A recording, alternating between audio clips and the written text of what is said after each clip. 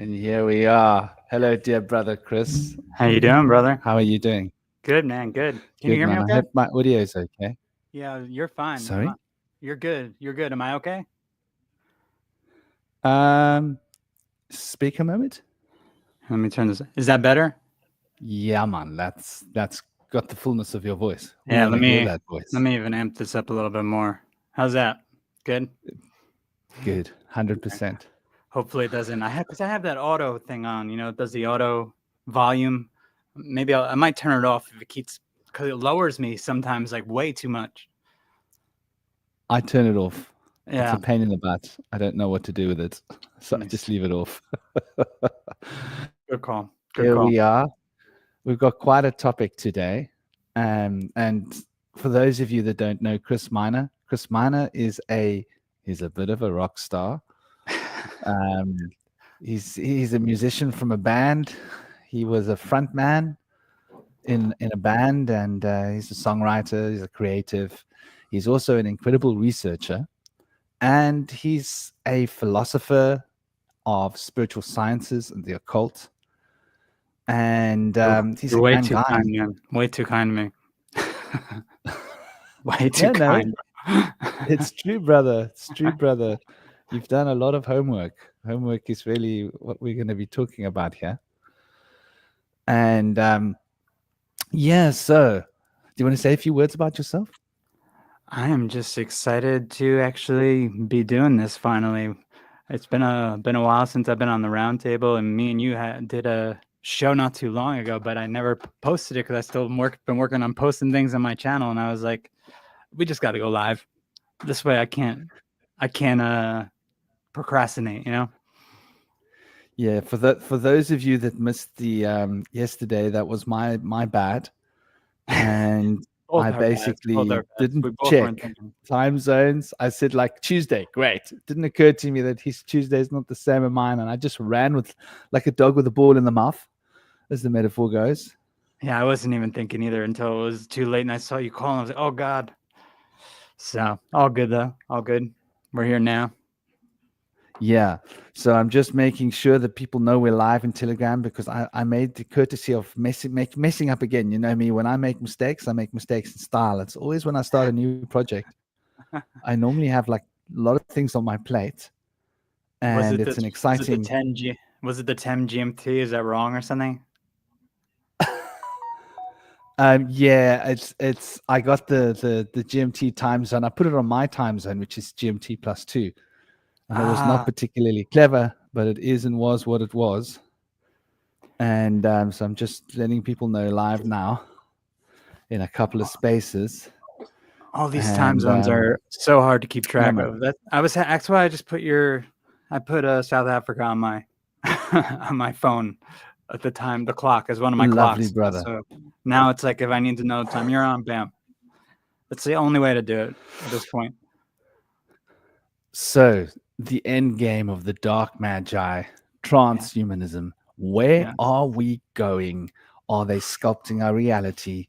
Are they getting into our brains and into our minds and programming our very dream state, the way that we perceive and experience reality, our expectations, our thinking programs, our behavioral patterns, our children? Are they messing with our pets? I mean, just how far does this go? What is the extent? What is their goal? Where do they plan to take this little crazy adventure? This demo of craziness, democracy.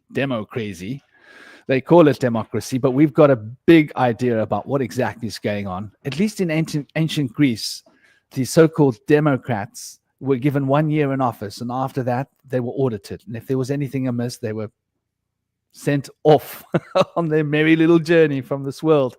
We live in a very different world. What are your thoughts to kick the ball off, dear Chris?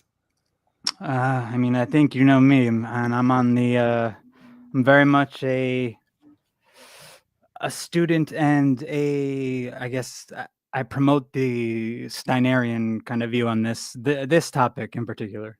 Just the topic of where we're going in the future, because I think he was right. I think this Ahrimanic current he spoke about, which is basically the same thing as transhumanism, It's a little more complicated than that, but a lot of aspects of the transhumanist future we see coming our way, I think that's kind of what it's looking like. I don't see really any option and any way out of that future at this point. And he even said it himself that we were going to be going into the eighth sphere, which is a invisible realm, basically a virtual invisible realm that was all around us, always has been all around us, and it contains lower entities, basically entities that don't have very good intentions for the human race. And he said the only thing you could do is make it through. Yeah, man, that eighth sphere. It makes me think of research. It's in one of my videos somewhere here. It's got to do with the giants and Shemyaza and those ancient stories. Tell me about it. Tell me more about this. I haven't heard much about Chimnyaza. Okay, so like basically, and this story is found. There's a book of the giants called the Oglia, the Ogham, the Oga.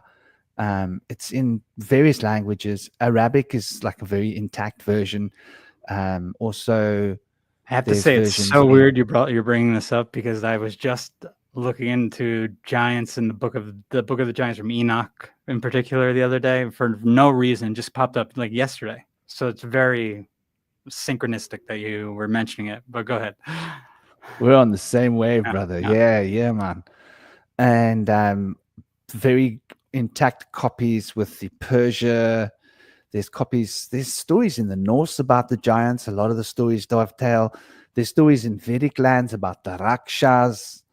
The Rakshas is who they were in India. These were the children of the Asuras. The Asuras, when the god beings, demigods, whatever we're going to call them, came to Earth, there was a splitting of their ranks. Some of them changed on this planet and started eating flesh, humans and other flesh. Some of them remained pure.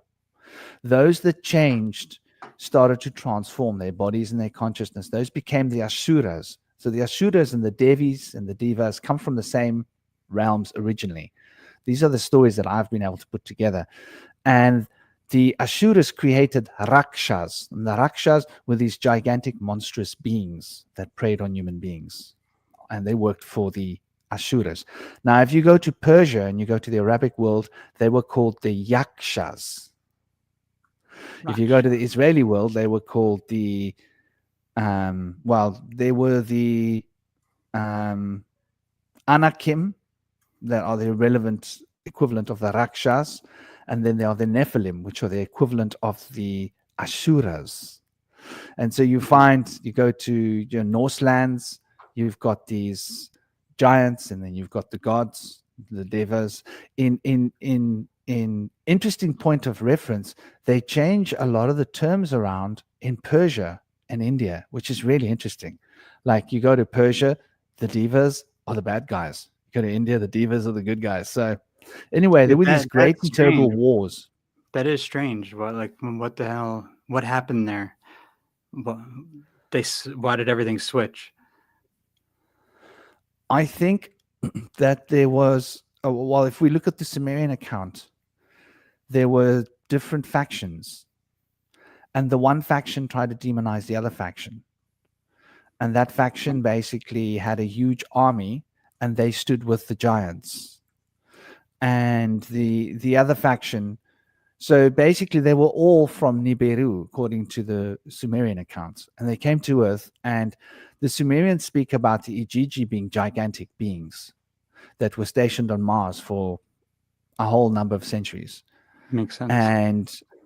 And then the flood was coming, because they could see that the Nibiru was going to break into the hammered bracelet and create a problem in our solar system, which they equated to great floods and problems, movement of the Earth in its orbit, and all of that story.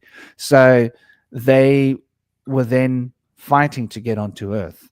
And then at that time, the lord of the Igigi was Marduk, the son of Ianki, who he was known as when he became the Supreme Lord of Earth. However, his brother Enlil had taken over from him. He then petitioned and brought the Igigi to Earth, and it states that there were 200 of them. Then you go to ancient Greece, and they speak about 200 of the Grigori that came to Earth from the heavens, and they took women as their wives. Then you see in the Bible, the angels came from heaven, 200 of them, and they took human women as their wives. There's this ancient story all over the planet. And it also mentions, yeah, brother. This part about the giants, the race of giants you mentioned that were on Mars. This is kind of where things come back in parallel with Steiner's teachings about the Marsmen. Same with Casey. Edward Casey said the same thing. And it was this group, I guess, of a civilization that was prior to ours on Earth, and some of the civilization that survived their destruction, which I believe it was kind of like a similar thing to Atlantis, mixed like a self-destruction mixed with like kind of outwardly destruction, like it was kind of both at once, maybe asteroids, maybe technology, but they basically found a way to reincarnate here. And he called them the Marsmen, just like Casey said, I think something very similar to this. And he said this, you could see this current in transhumanism because they have this thing about genetic manipulation that they really like want to, I guess, live forever. So, look at Musk. I mean, he would be a perfect example of this. He's trying to get back to Mars. It's like he has this type of reincarnated soul from this ancient Mars men group of individuals, and he doesn't even know it. Maybe he does know it. I don't know. It's funny that you mentioned the Musketeer. I was thinking of the Trumptafarian and the Musketeerian unity, and just exactly who's riding who and which one's gonna behave. Yeah. You know, it's a really funny little duet there. And have you noticed how incoherent he's becoming over the last few weeks? He's becoming systematically more incoherent. I heard a clip of him talking, and the guy was barely able to converse in English. I was like, is this guy's suddenly first language something else? Which one? The Musketeer. Really? I haven't seen much of him. I don't, it's hard. Sometimes you see stuff on YouTube that pops up that's like more mainstream. I haven't really been getting much news popping up in my feed, so I haven't really looked at anything. But he's having trouble talking and stuff? Yeah, he's becoming more and more incoherent the closer he gets to Musk. Maybe Musk has been penetrating. Oh, Trump is. Okay, Trump is. That's interesting. Trump is getting into his head, man. I think Trump is far more dangerous and intelligent than he's given credit for. Well, supposedly, he plays the role of an idiot, right? Yeah, and he also has Musk apparently staying at his house, they're saying, like down in Mar-a-Lago. Like, what's going on with this? Wow, we got that Austin Powers behave joke right in here because we don't know who's writing who. Yeah. But I call him the Musketeerian, right? Because the Musk IT Aryan is a group of little white boys that's very close to the IT circle. And you know what the IT circle, how good they feel about children. Hence, Musk rode through, he passed Begin, went through the gates with a big bill in his hand, and they all made a lot of money. And this little trio, Bill Gates, Musk, and Trump, and just exactly how Mr. Gates has managed to stay out of the media. Very interesting. I mean, he bought up all the farmland. So, okay, now we're getting into the agenda. Just to go back to the story. So these beings came, took wives of women, it angered God, the whole story. It's pretty much universal. But now it gets interesting. Shem Yaza got the name the Tetragrammaton given to him by the good guys. They gave him the name knowing that he would give it to the giants. I'm not sure exactly how this worked out, but somehow they destroyed themselves. And during that great fight, Shem Yaza turns on the giants, now Shem Yaza was a giant himself. I think that this is Enoch, perhaps. Okay. But he turns on the giants. They get together, they vanquish the giants, and they cast them into a pit in the earth. Okay. Now, the other accounts say that Gabriel, Michael, Raphael, and all of them lot, and Ariel got together and vanquished them and put them into this etheric space. And so they were trapped there. Now, well, I believe that we are talking about like tens of thousands of years ago, at least. Yeah. We don't know how long, but I would say it's a long time ago. So, but all the giants hadn't been vanquished. There were 3 giant kings, according to what I can find, that still survived. And one of them we hear about in the Bible later was King David. So right? this is almost kind of parallel to Goliath. the Genesis 6 story of like there was the flood, but then not all of the giants were taken care of, and you have the saying a lot of the Christian truther movement will always quote that Genesis 6, I think, phrase where it'll be again like it was in the days of Noah. Exactly. Yeah. And I think the Nephilim were all banished to this place. And that, I think, is this 8th sphere. And then we've got this mystery in the Kabbalah of Duat.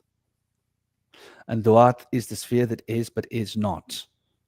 And it's related to the abyss. And the abyss is sort of like that bottomless pit that we hear about in the Bible, which I believe is the same as the 8th sphere. I mean, I've had my own experience in this domain when I had basically been trapped for what seemed like many months out of my body. I thought my body had rotted and been buried and stuff, because I went too far. I played with occult forces I shouldn't have been playing with. I wasn't ready. You can build yantras out of color and geometric patterns. And if you meditate on it astutely and you spend hours, you will get sucked into it out of your body, and you will travel through it, consciously project through the etheric into the astral. And if you're having fun and you're out there like, wow, you can go so far that you don't know where you are. I've heard of this. I've heard of this happening with. Forget it, mate. You can.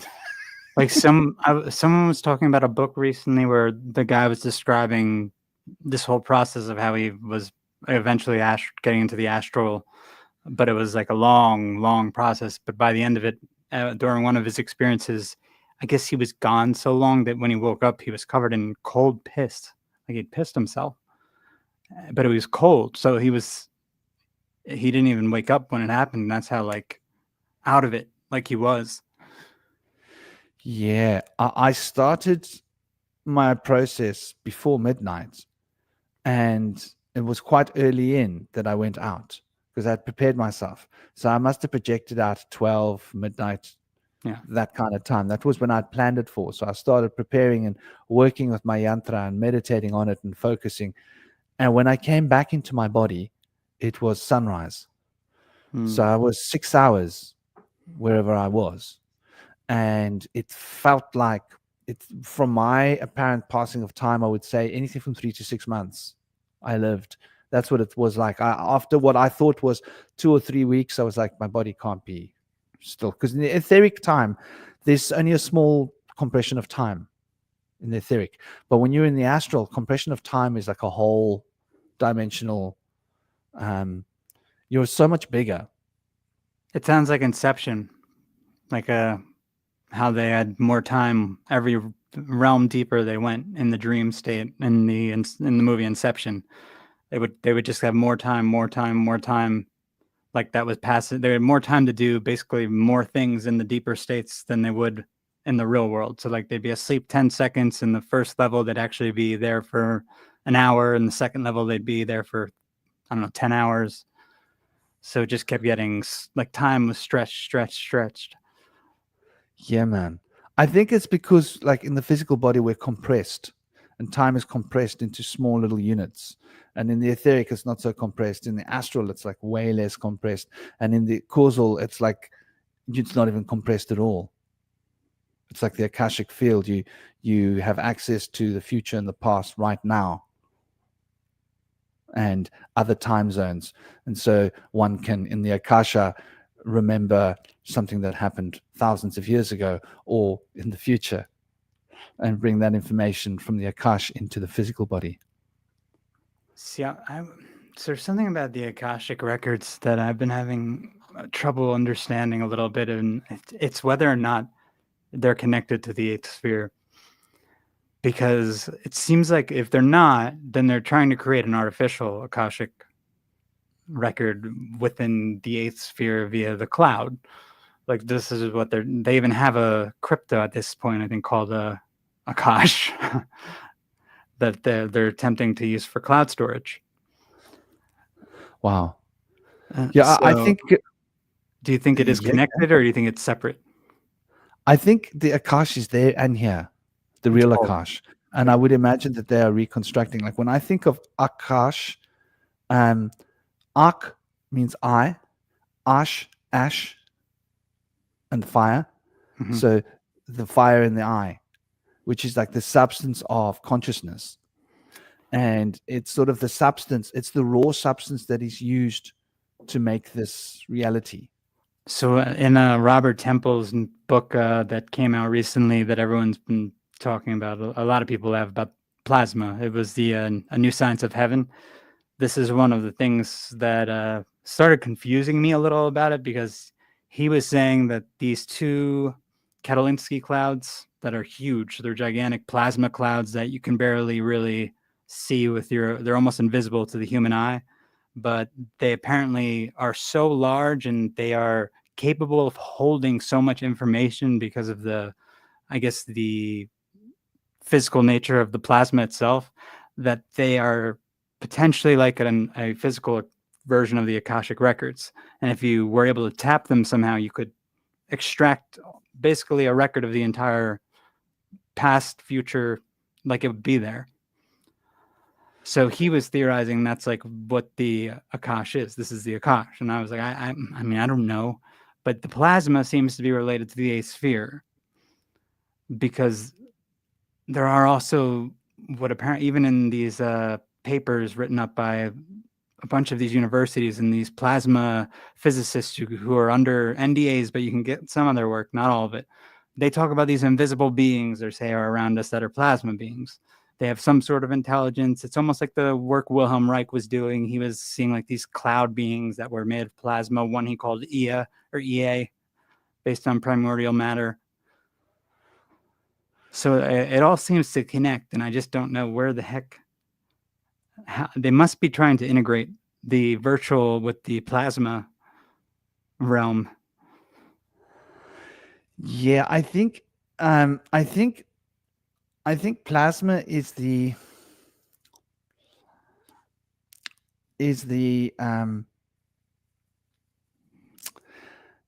Akash leaves a residue here, and that residue I think we can call plasma, and it's like the glue that sticks things together, like as a poor description. And Akasha is the substance out of what these things are made out of. But from itself it draws. So the eighth sphere exists within the Akash. Reality exists within the Akash. The astral sphere exists within the Akash. Everything exists within the Akash. So it's like the one thing that connects all things to all things. So it's like the ether almost. The ether is if you imagine the Akash, if you look at the Akash, there's two components in it. One component is ether, one component is astral. And the astral is the energy that powers the Akash, and the ether is the shapes that structures that energy. So you've got the structuring of form, and then you've got the energy that one is containers, sephirot of the etheric, and one is the spinning vortices of energy that fills those containers. But they have to be together. We think of them as separate, but they're actually two components of one. Like electromagnetism is reflections of this, right? Magnetism and electricity, they're not really separate. You can't have one without the other. Yeah. But we conceive of them as being two different things. I wonder if they're trying to separate these worlds in a way, like on purpose, and like make some, I don't know which version would exist in what, like where would a digital world exist, in which version, which half of the, I guess the electric half. That's a really good question. Quantum computing, where it's going. Namaste, everybody. We've got Mexico. We've got Know Thyself. Slick Dissident. Namaste. Slick, let us know if you're about, if you're going to jump on and sling some words. We got the No. occult Know Thyself examiner. is my buddy too. Who? Know Thyself is my buddy too. Yeah, long time buddy from back when all the lockdown started and stuff. So good dude. Occult examiner. Know Thyself. Know Thyself. John, Know my buddy Thyself. Justin. My buddy Justin. Yeah. Lovely. Well, welcome. Blessings. And Vincent, Mexico, dear Mexico. And I hope I haven't missed anybody that's mentioned in the chat. But welcome to all of you. And thank you for joining us. I hope you guys are going to enjoy this. So, yeah, you bring up an interesting point. And I've always thought about quantum computing. Like, what is that? And what is CERN? Is CERN a quantum computer? It seems related, right? I mean, one thing about CERN that relates to what you were saying not too long back in the conversation when you mentioned how the Akash is part of everything, and it's like almost like a residue of everything. What they were finding in CERN and other particle colliders apparently was this dust that they thought was contamination when they were accelerating and colliding whatever the hell they're colliding. It seems like they're doing like light lasers, bouncing them off each other, which are like solidified lasers, solidified light, which is like hydrogen, all these atoms that they're just combining or they're ripping them apart. And they were finding this dust, and the dust they thought at first was contamination, but then later they were like, oh, no, that's coming from that's like extra. It shouldn't be there. Like, it's not in the mass of either of the original two elements. It's not a combination of the two elements that they were smashing. It's coming basically from like a 0 point. So they started to realize it was complex dusty plasma is what they started calling it. So then they started experimenting with this complex dusty plasma that seems to act like a natural version of metamaterials and other like MEMS, like these programmable matter. Like, that's what it seems to work like. You know what I wonder? I wonder what color that dust was. Was it white? I don't know. I don't know. Could monatomic gold, could that be where they discovered it? Ooh. Could monatomic gold be that white dust? In other words, the Philosopher's Stone, is that how it was discovered? Could that be somehow related to that Akashic field? And because I know monatomic gold is being used to create this false astral and etheric planes, and CERN could be a part of it. And was that monatomic gold just being found? Was it being put there by people that were in the know, and the poor scientists didn't know what was going on, but like the dark magicians came in the middle of the night and went, hoo, hee, hee, hee, ha, ha, ha. They got their AI systems. Oh, shoot. Did I lose him?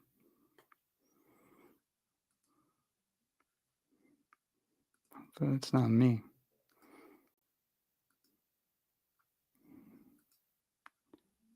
Chat, can you still hear me or no?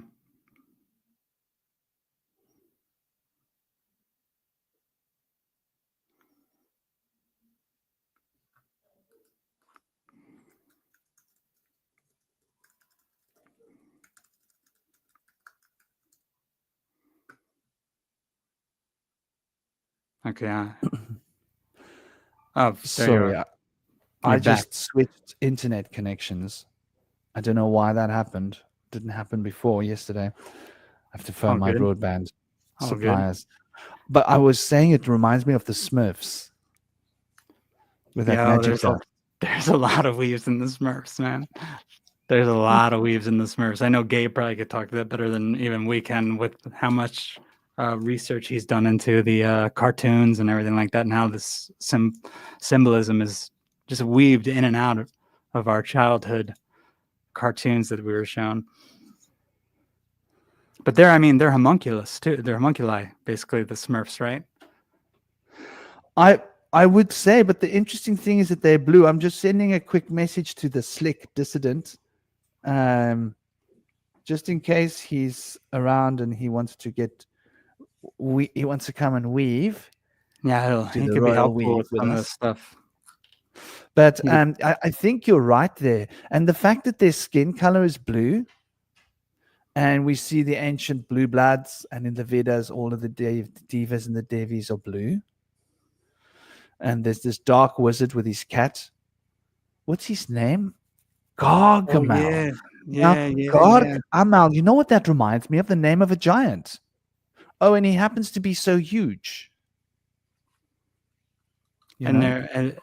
there's some other stuff too, and I can't remember. See, I'm not great with the Smurfs because I didn't watch it much when I was a kid, but I know I've heard this discussed on like Juan's podcast, who talks about the homunculus stuff very frequently.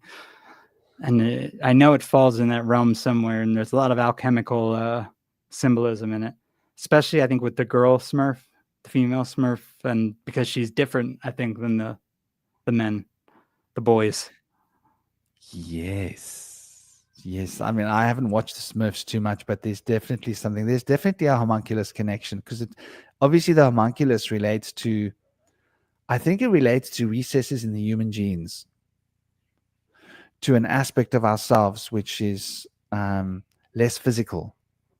So there must have been a time before we. Okay, so let's get to that story. So these beings, these giants got together and they tricked humanity.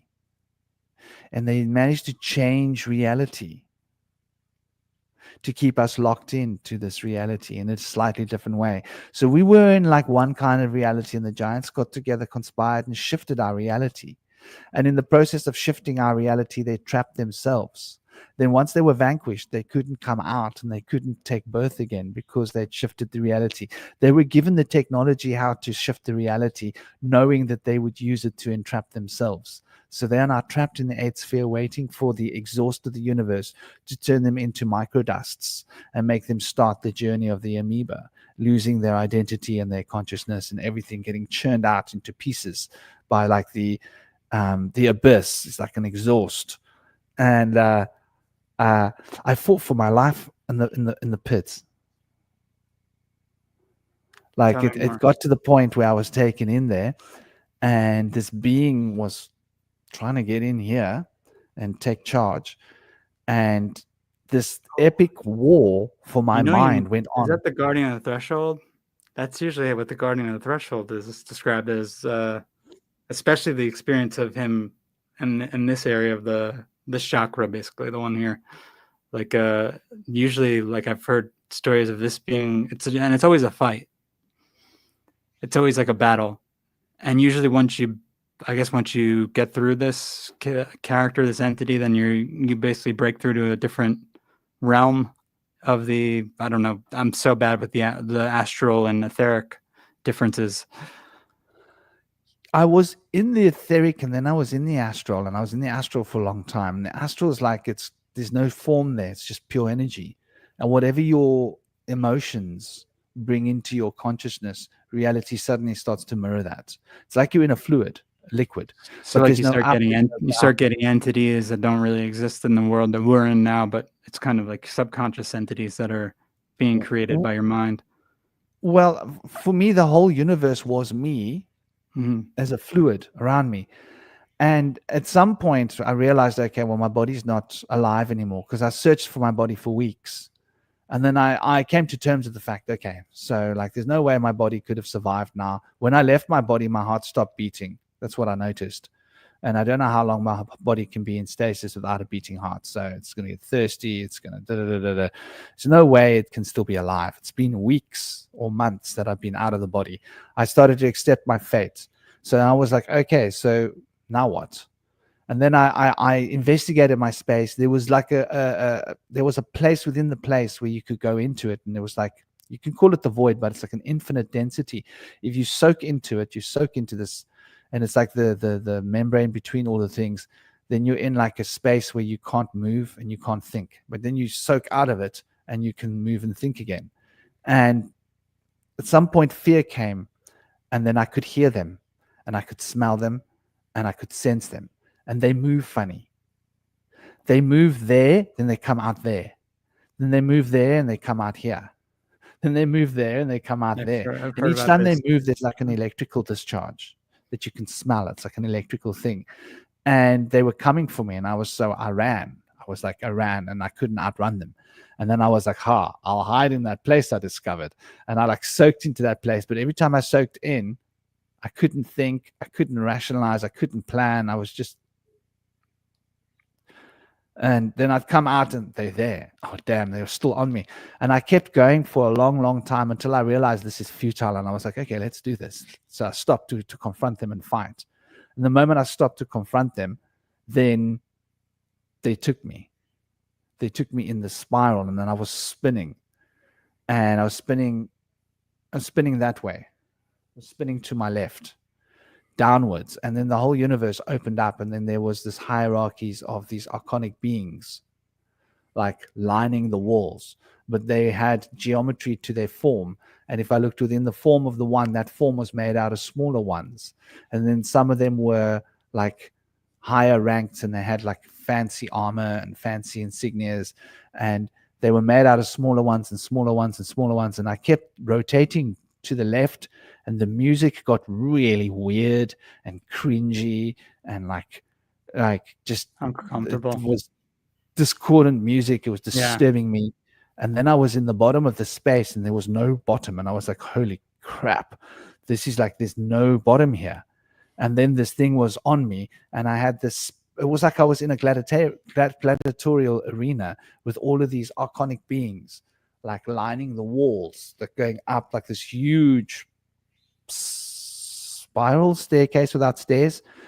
And then this thing came at me, and the more I resisted this thing, the stronger it got. The more I focused, and I went into a deep meditation, and I made my mind become like a spear to resist it, the stronger it was. The harder I forced at it, the harder it forced at me. And I just realized it was going on, and I would be weakening to the point that I was going to collapse, and I would go deep within myself, and there'd be this firebird phoenix, and I'd be like recharged, and I'd be like empowered, and I don't know how long this battle went on. It felt like weeks. And then I suddenly felt sorry for this being. I was like, shame. This is what you do. This is your thing.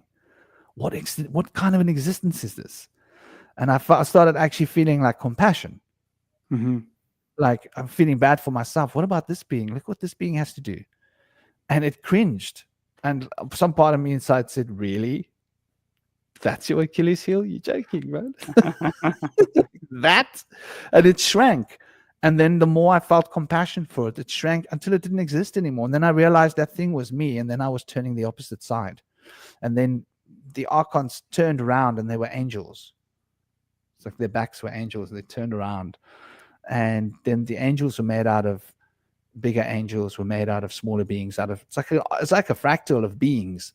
And as I rose up, the music started to become really, sounded like arias.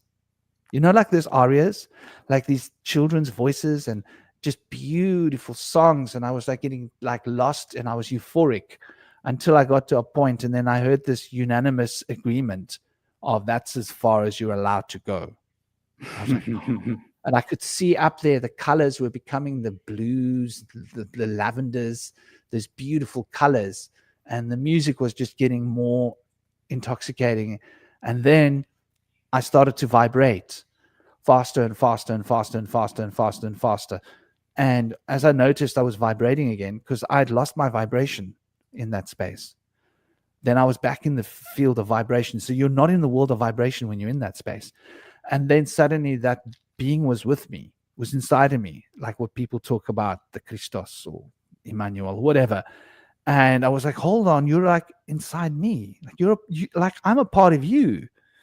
And that being was with me, showing me. And then this resonance became more like bumpy and bumpy and bumpy and bumpy and bumpy and bumpy and bumpy, until I noticed, hold on, I'm inside something. Something's inside of me. And then I noticed I was sitting in the lotus posture, and I was back in my body that was sitting, because my body was sitting in the lotus posture when I did this, like 11 p.m. And then so when much I of came this, back in at sunrise, my body was still in the same posture. yeah, I mean, so much of this maps on like word for word to other, like specifically there was one that was just spoken about on Mysterious Universe a few weeks ago, a book that they covered. I think it's called The Secret Fire of Alchemy, and it was this guy's experience of this back some years ago, like back in the 80s, when he first went through all this. Sound like almost like same type of experiences, obviously different because it's individualized to him based on what he would, but like same steps of like the entities. Then it was the music, like every single thing matches up, which is great because that's how we get confirmation that this is all legitimate. Because there's no way there's multiple people saying this is happening if it's not really happening, who have no idea who each other are. Yeah, man. Yeah, it changed my life. Yeah, that's what happened with this After guy that, too. my life was changed. Like I was very different. I was never gonna, like that's when I knew, that I had to go to the Himalayas on like some incredible journey. And That's the same thing this guy had to do. He said he like after it was all his whole experience was over, he was like, I got to go to the Himalayan mountains. I got to get the hell out of here. He like couldn't be. then I had this recognition that I need to go there, and Yeah, I was he like, did the I don't same have thing. money. I You gave up might all know. my possessions. I had Maybe you know the no guy. money. I had nothing. I was just like, how am I going to get there? And I just said, well, okay, if you want me there, put me there, you know? That's crazy. And it put me there. Like, took me That's on a wild. journey through Israel, and then I got there. But anyway, my interesting point was I was there as food. I felt like they were all out waiting for lunch. Makes sense. And I was lunch, and they were gonna like eat me or something. I mean, that's that's some kind of a dark ritual. That's what it felt like.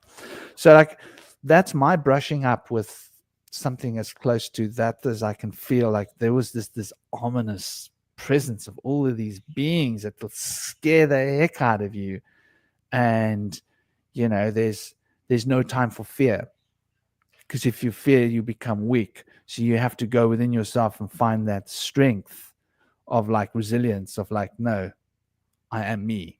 I am me. I will not be who you want me to. I am who I am. Kind of solidness. And it's your will, basically, right? You really need to tap into your own will, because that's the only thing that's going to get you through.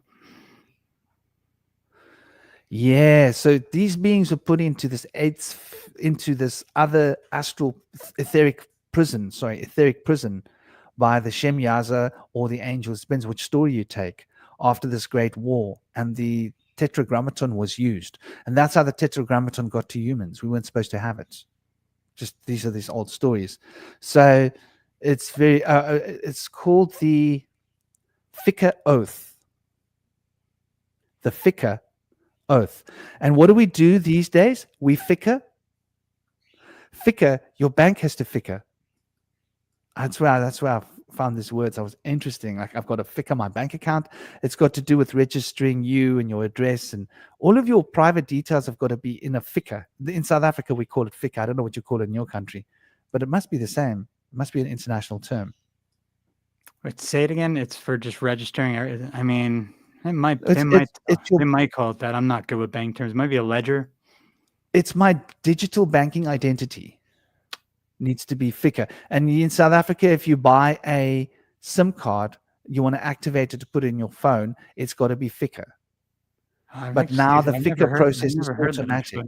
I've never heard that term actually here. I don't know. Maybe I could just not be aware of it.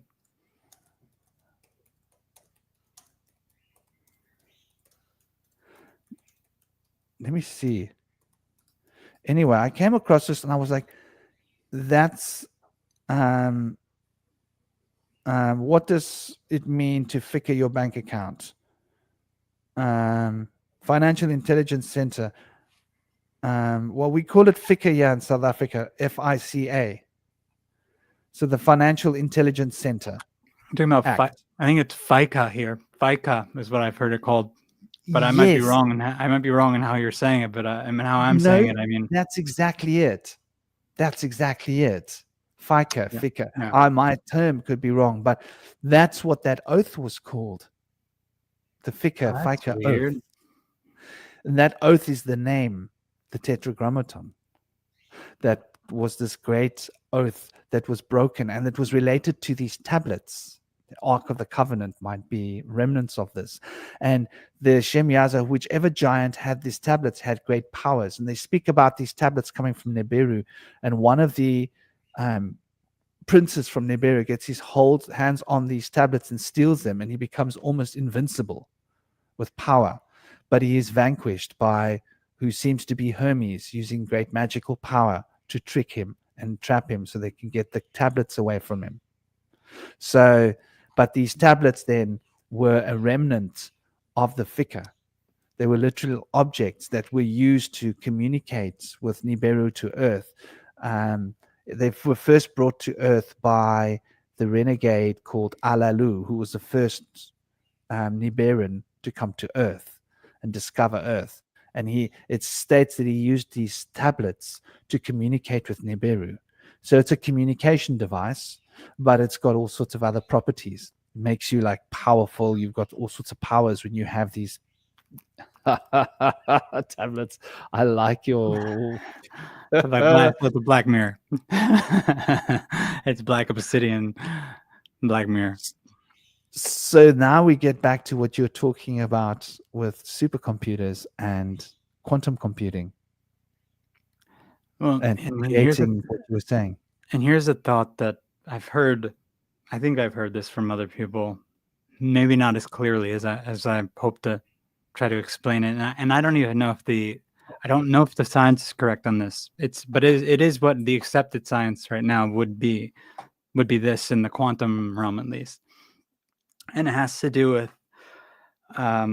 this kind of, the spooky action at a distance, but now you get two particles that are phase locked.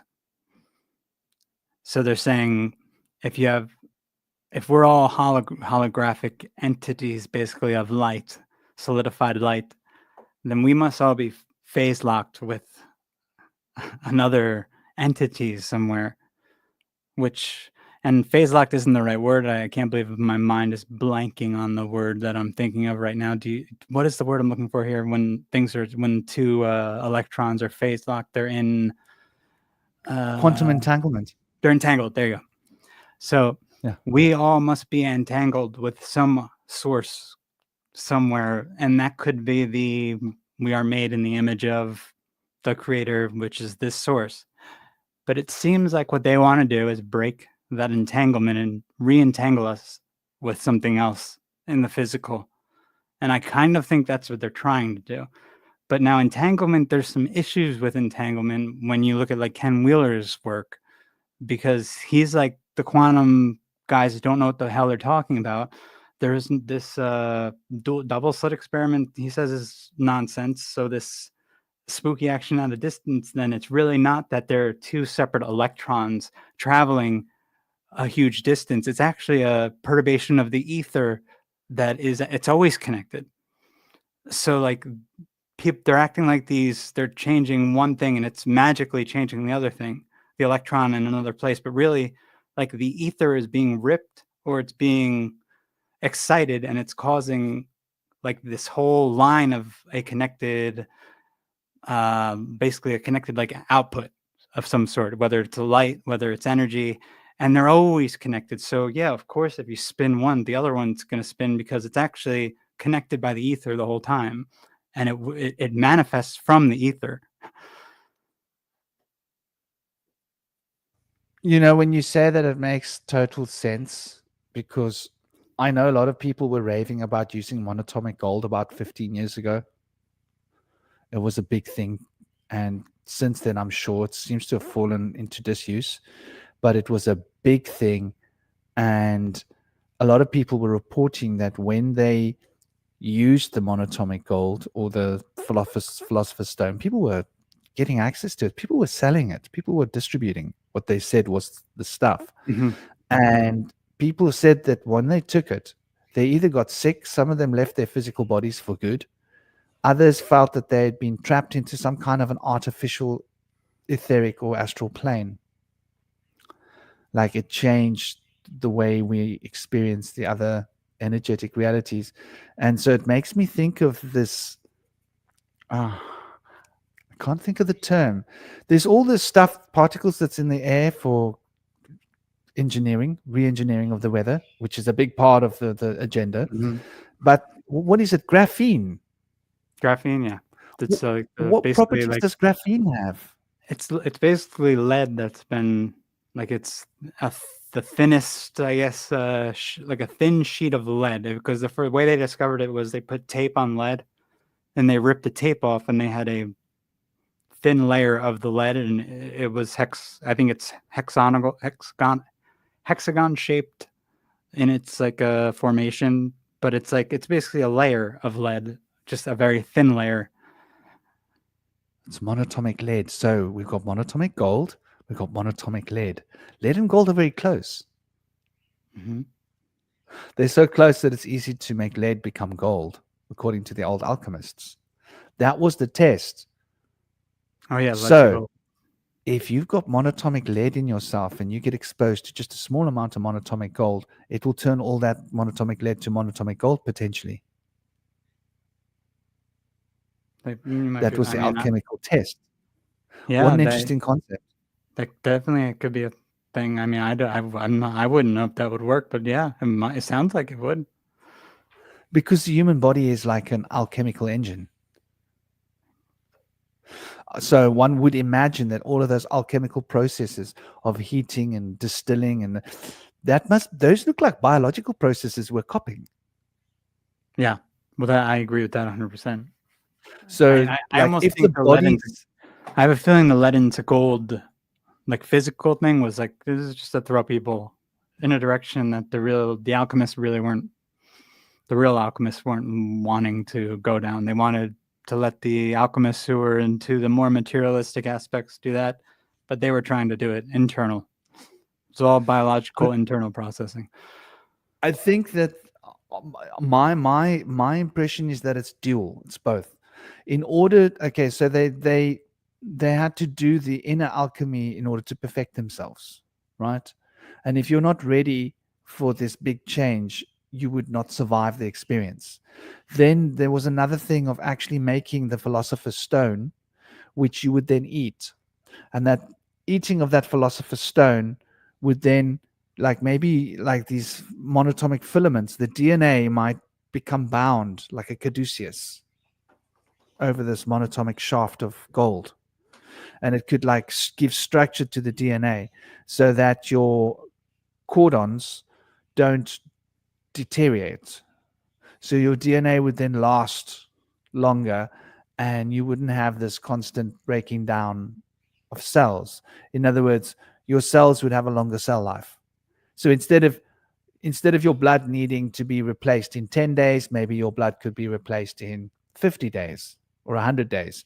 But that's like 10 times your lifespan. Okay. I could see part of me thinks that like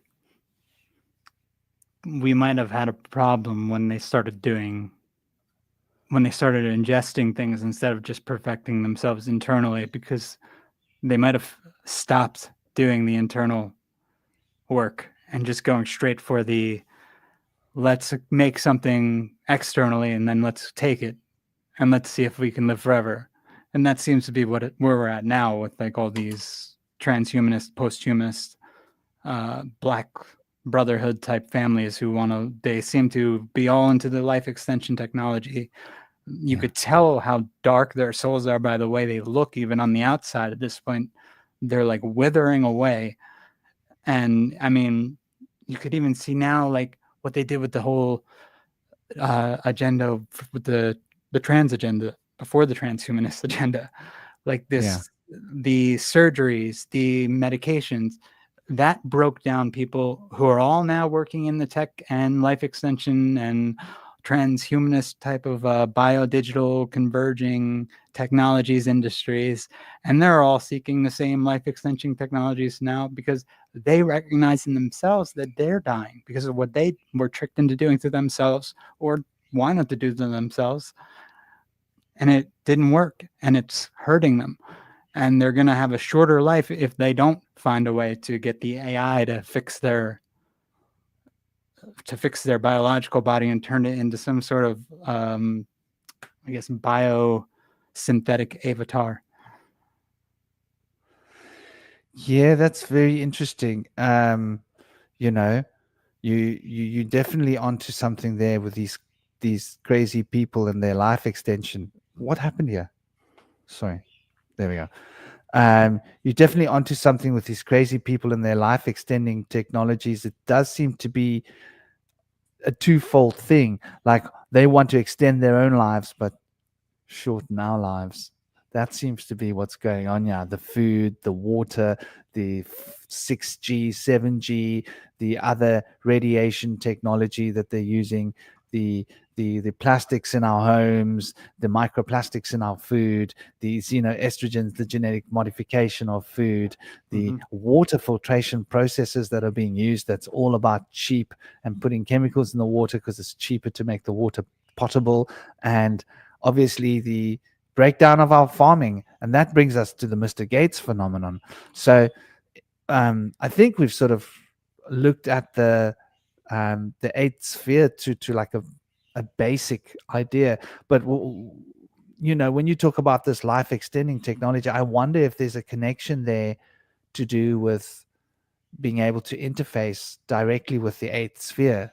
Well, this is like what I was talking about with the entanglement. So I think they think, and I'm not sure if this is correct or not, and I don't know, and that's why when I brought up Ken Wheeler's work, I really wish I've talked to him once before. I need to talk to him again because I briefly spoke to him, like back and forth in comments a little bit, but that was it. I need to send the guy an email because I said I was gonna, because I have a question about this entanglement process and if there really is an entanglement, or if it's just always like it's an ether perturbation that's always connected. Because if it's always connected to each other, then I don't know if you can break that bond then and re-entangle the consciousness and the individual with another entity. But if they can do that, then it seems like they're trying to like entangle us to the blockchain somehow, or entangle us to some sort of consciousness machine that can put us in some sort of metaverse type of augmented reality where we have a digital twin that we're wrapped up with, and we just kind of sit there almost Matrix style and project ourselves. And if you're richer, then maybe you get a biological avatar that they let you entangle your consciousness with and go out and use in the real world. I think you've got an interesting point there, because when I was little and I drowned, the first thing that I noticed when I was like my body went and all of that stuff, and then I was like out of my body, and there was sound and everything was vibrating. And in that vibration, I felt like I was connected to every other vibrating thing out there. And like we've got this harmonic resonant frequency of consciousness vibrating through us. And so it depends on our vibrational state to what we are in sync with. Exactly. And if like music, if I strum a C note on one guitar, then if there's another guitar in the room and they're pitched the same, that C is going to vibrate. Exactly. If I play an E drum, the guitar's each E string will resonate. Exactly. So see, part of me has no doubt that they could probably do this with our physical selves and our physical, the essence of us that is here. But deeper than that, and like the soul, I don't know if they can do that. That seems to me like beyond. I don't know if they could figure that out, or if they have the things correct enough in their science to be able to do that, because it seems like that's what they want to do. They want to tokenize the soul in some way. I mean, they have soul tokens already for Solana. I think that the fundamental vibrational state of the consciousness field, namaste, welcome, Doc Spell. I hope you're good. Oh, and your mate was mentioning Mithres, Cult Examiner. And he also mentioned like the Medici family funding CERN. Very interesting. Like this Medici family keeps popping up in corners, like on the periphery of what's going on. They're never involved, but like they gave money, like the Medici family. I mean, the Mithras stuff too is everywhere. It's everywhere. There's so much Mithras, like this Mithras cult that seems. It makes me think about the mob And it makes me think about the connection with the Pope, the Medici family, the mob, like these enterprises out there that are like international enterprises that are like huge financial instruments, different fingers of like a single organ kind of thing. Like for all we know, that like a family might own the mob, they might even own the church. But wasn't there a show with the based on the Medici family and how they were interwoven with like Leonardo da Vinci? Oh, I feel like there was a show where they were like they paid him to make shit for them. I don't know. Namaste, sure Derek. I'm sorry I called you Dark Spell. It's Derek Spall. Cool, man. So you're from LinkedIn. Lovely. People from LinkedIn are finding us. That's sweet. And I want to say to Derek, yeah, I'm not trying to say they're trying to separate us individually. They're trying to separate us as a group and then create like a hive mind out of all of us together, like make us all nodes in their new machine. And I guess use us as batteries to power their reality in a way. And not batteries like I don't think like batteries, but just like energy sources. Because we technically are like sources of infinite energy because of our souls, it seems like, because we have a connection to the metaphysical. We can reverse the second law of thermodynamics. Like a mother, I've said this before, a mother picking up a car off her child. That energy shouldn't be there. Like her body doesn't contain enough thermodynamic energy to actually lift that, but somehow she channels it from somewhere else, which is really like the metaphysical source, and she lifts the car off her child, and nothing else can do that except people. That's why they are always saying the second law of thermodynamics is wrong, because nothing reverses it, and they need to reverse the laws for them to be real. But humans reverse it, life reverses it. They just can't reverse it any other way. Yeah, you're completely right. I mean, I've had experiences like that when I've had to. I remember being attacked by 4 guys with sickles, and 2 or 3 of them had sickles and knives. One had a sickle, one had a big knife, and they surrounded me. And I didn't have time to think. I was sitting on a bike, and I swept my ex-wife off. I sort of swept her off into the bushes. And somehow in that same move, flipped off my bike, spun around, and the guy had my arm. And I reached up and I said, "Come into me." And this dark female came into me. I allowed myself to be possessed. And the bike was picked up and flicked like a frisbee to the other side of the forest, somewhere like it was just close to Hikkadur, and I let out a blood-curdling scream. I didn't know I'd done it, and in my mind, I had visions of taking these people and breaking them in half with my hands, like that. Just take them and break them into pieces, and like whatever possessed me was like it just wanted to destroy them all, like break them into pieces, and then I had to. They ran away. They dropped their knives and their sickles and stuff because they saw this guy pick up a motorbike and flick it with a wrist, that it went spinning into the bushes, and then this blood-curdling scream. So, like, they were like, "What the hell is this? This isn't supposed to happen. Like, you don't flick a motorbike like a frisbee." Yeah. And then it makes a woof, woof, woof, woof, woof, woof, woof sounds as it goes off into the distance. So, and another time I jumped when I held a spider. I put my hand under my sink in Sri Lanka. I had no ceilings and a high roof, and there was a spider the size of this. And I was looking for the cloth, and I knew there was a big spider underneath my thing, but I left him there. She never came to my place. She was always in her corner, and I was like, she's not hassling anyone. Besides, I want to come close. I want to get closer to these beings because I've always been afraid of them. And I grabbed the cloth, and I was like, the cloth feels hairy. And it was like a ball this big. And I felt the legs trying to open in my hand. And I just did that, and I bounced. And I almost hit the roof with my head. And I noticed, wow, I had jumped. My feet went higher than my head. Yeah, man, this happened. And I was like so high up. I remember my ex-wife was standing in the kitchen, and she saw me just go up there.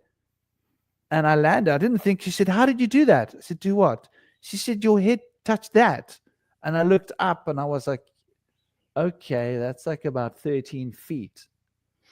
My head almost touched like 13, 14 feet up, like, because no ceiling roof, your roof is pretty high, you know, because like even here I've got high ceilings and my ceilings are about 12, 13 feet.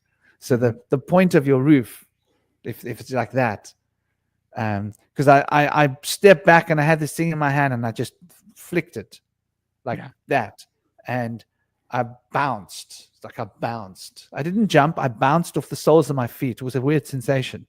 But so I think like this phenomenon is a natural release of chi that happens when we are in our triple burners activated. Chi, same type of principle. I'm trying to, that's kind of similar principle to what I'm talking about. It's like this life force, which is an energy that if they can tap into it, those who are trying to make this digital type of prison, then that's an energy source better than freaking all the coal in the world. Like, I mean, you could see they're even doing it with DNA. They're saying they're storing, and who knows if they really are, but I wouldn't doubt that they are storing data and DNA. That's what it seems like a lot of this biodigital convergence stuff is. They're using our bodies to store information and also to boost, because I mean, we're electrical beings. So of course they're using our body to boost the signals coming from the Wi-Fi to help their systems work better. But what is that doing to us? It's draining us. And no one even knows it. No one believes it. They've convinced everyone that's a conspiracy. You're not getting sick because you're surrounded by all this technology that's actually hijacking your energy and using it to boost the energy that we're putting out too at the same time, so we don't have to spend as much money on infrastructure. It's like nano-doping a wire. We just, instead of nano-doping the wire, let's just make a system now that we actually can run it through the person's body and then power the wearable that they have on. There's so many different ways they could do this.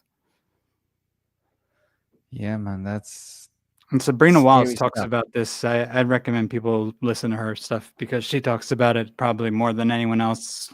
Her juxtaposition. They have Rumbles and Odyssey pages, and so non-vaxxer 240 or something like that is the other guy's name, or 420 on Rumble. They all are very good with this sort of information. They're way deeper into it than I've been able to get. Yeah, man.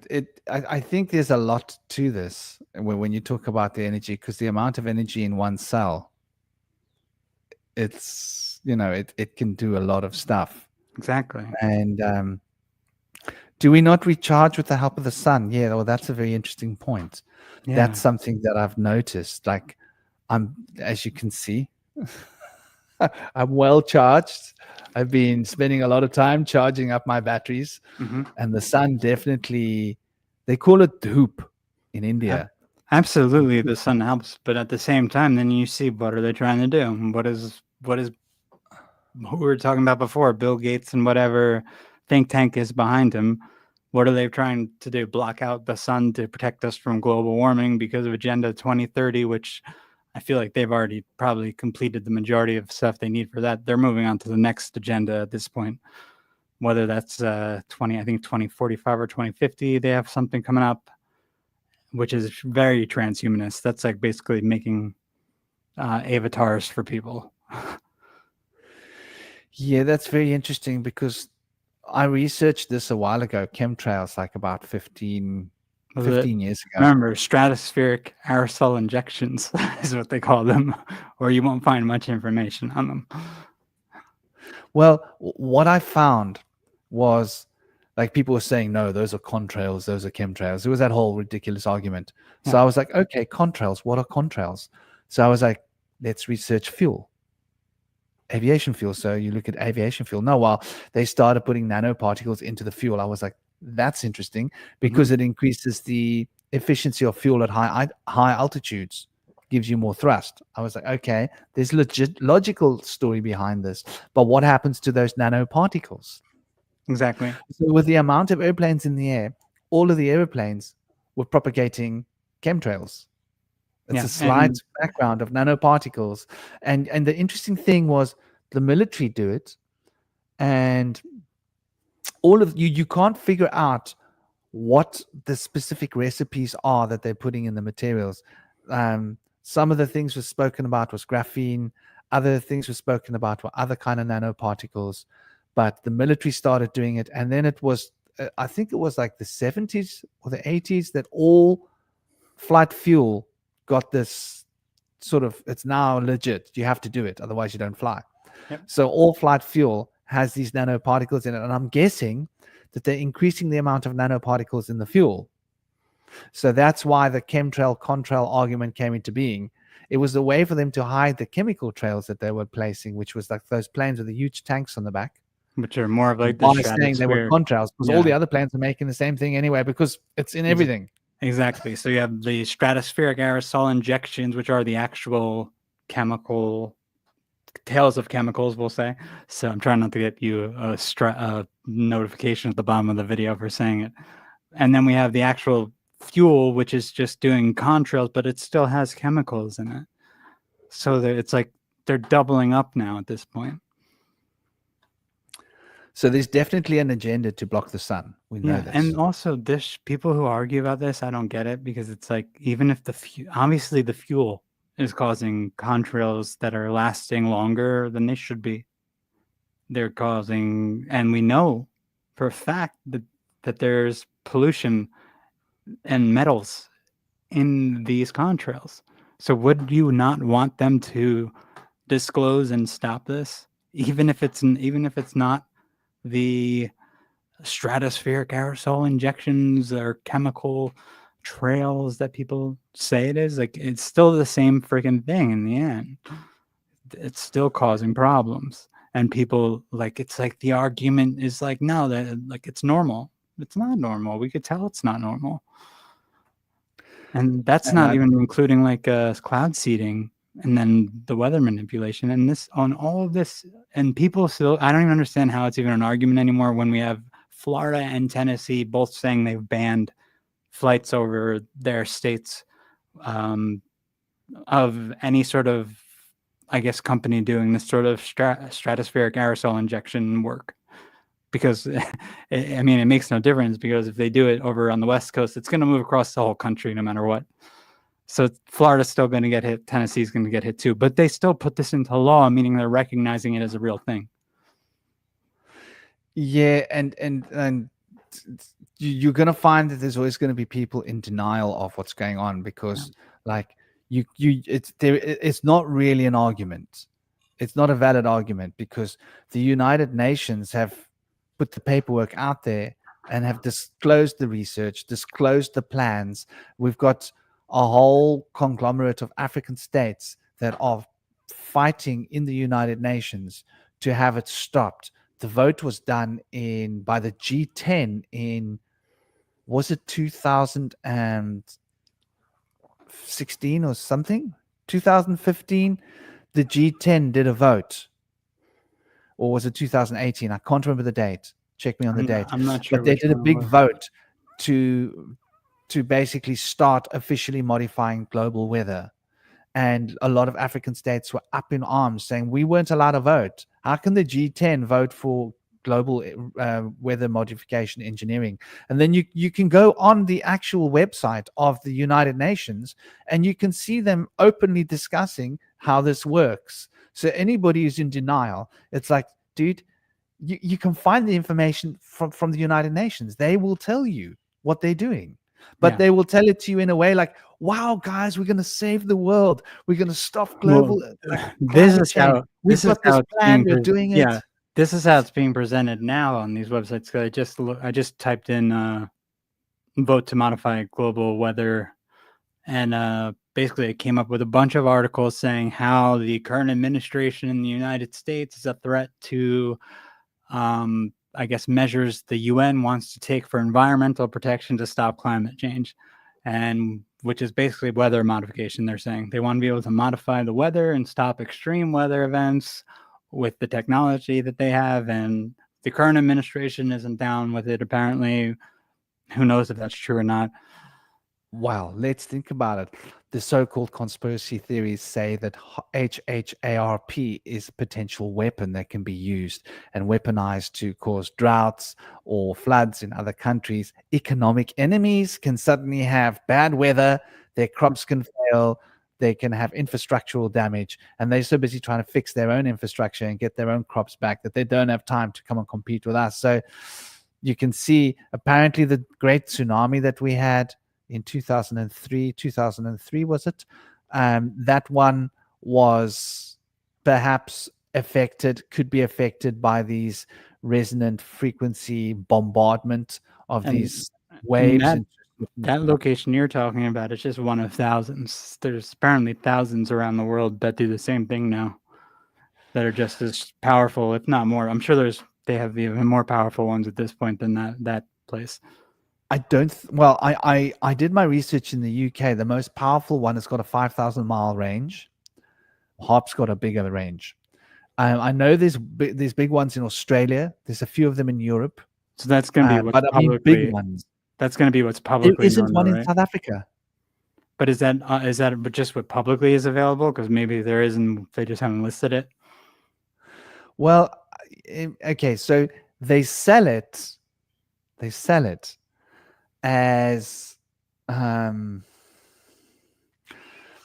early warning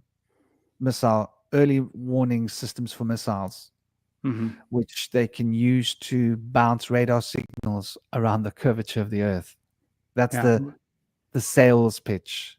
And it seems like they can triangulate various stations and then blast like a certain area and cause like basically an effect in the weather. Yeah, the one in the UK that I was aware of, because okay, so you know how I found this? How? I noticed that I could feel something turning on, something changing. And I just said to my ex, like, they've turned it on again. And she was like, can you feel it? And I was like, yep, I can feel it.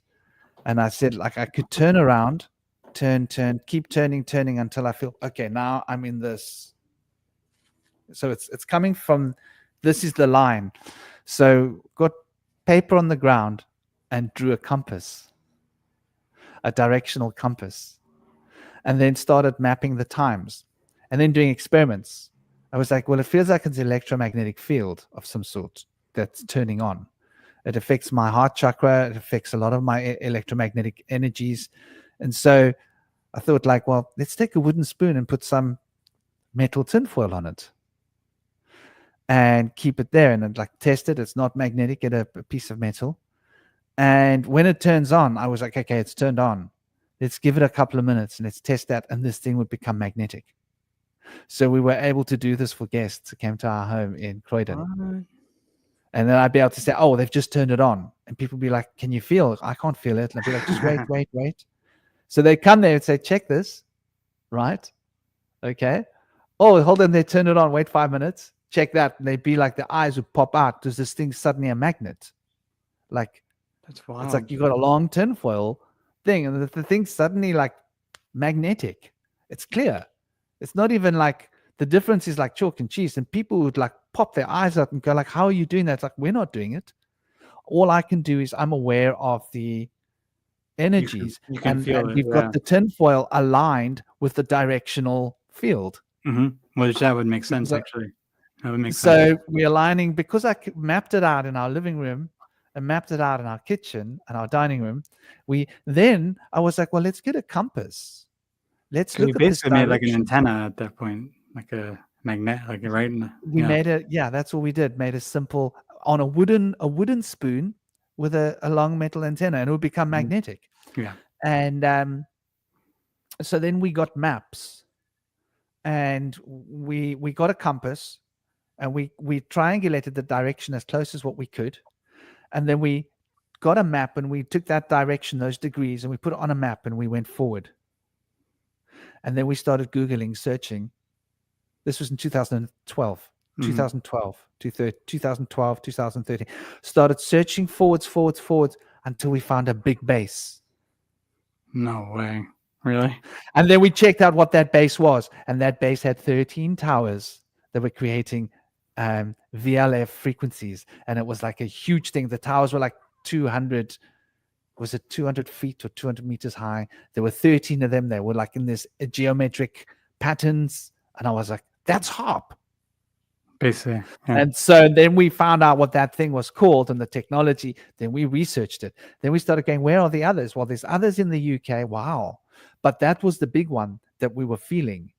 And then we started researching the others in Europe. There's the big HARP one in America. There are other ones around. There's Australia, all these places. And then obviously I was like, are there any in South Africa? No, there aren't. I was like, wow, what are we doing here? Let's go live in Cape Town. Probably going to try to get them there eventually, I'm sure. If they need them there. We don't have chemtrails here. But they may not. Oh, yeah. Maybe they're just going to use the satellites by you guys. Because that's we don't have chemtrails. No chemtrails, though. So now we take it to the next level. So then we started watching the skies and the chemtrails. And we didn't notice the correlation immediately. But we had this app that could track all the airplanes over London. And so my ex was like you. She was a photographer. She had these crazy lenses. I have the same like thing. I have Canon the same camera thing. and I should have sent you one of these photos. Zoom in, like she could really look at the airplane. She put a camera on a tripod and like basically zoom in and like show me, like, look at that. And there'd be certain planes that had these huge tanks on the back, and they were pumping out like huge thick lines of chemtrail. And I was like, okay. So that's, you telling me that's contrail? No. But we noticed a lot of the airplanes did it. And then we noticed that these planes with the tanks would come out at certain times. Yep. And when they came out, we noticed, interesting, it's not much wind today. Coincidence. And then I suddenly put them together. I was like, oh, I'm feeling it in my stomach again. It would make my stomach feel like not well. I wouldn't feel like eating. My heart would feel like constricted. And I'd feel that like my prickling on my skin. I was like, they turned on the machine. And it was her that said one day, she said, it's interesting how the machines are turned on every time those tank planes are up there. And we both went like, wait.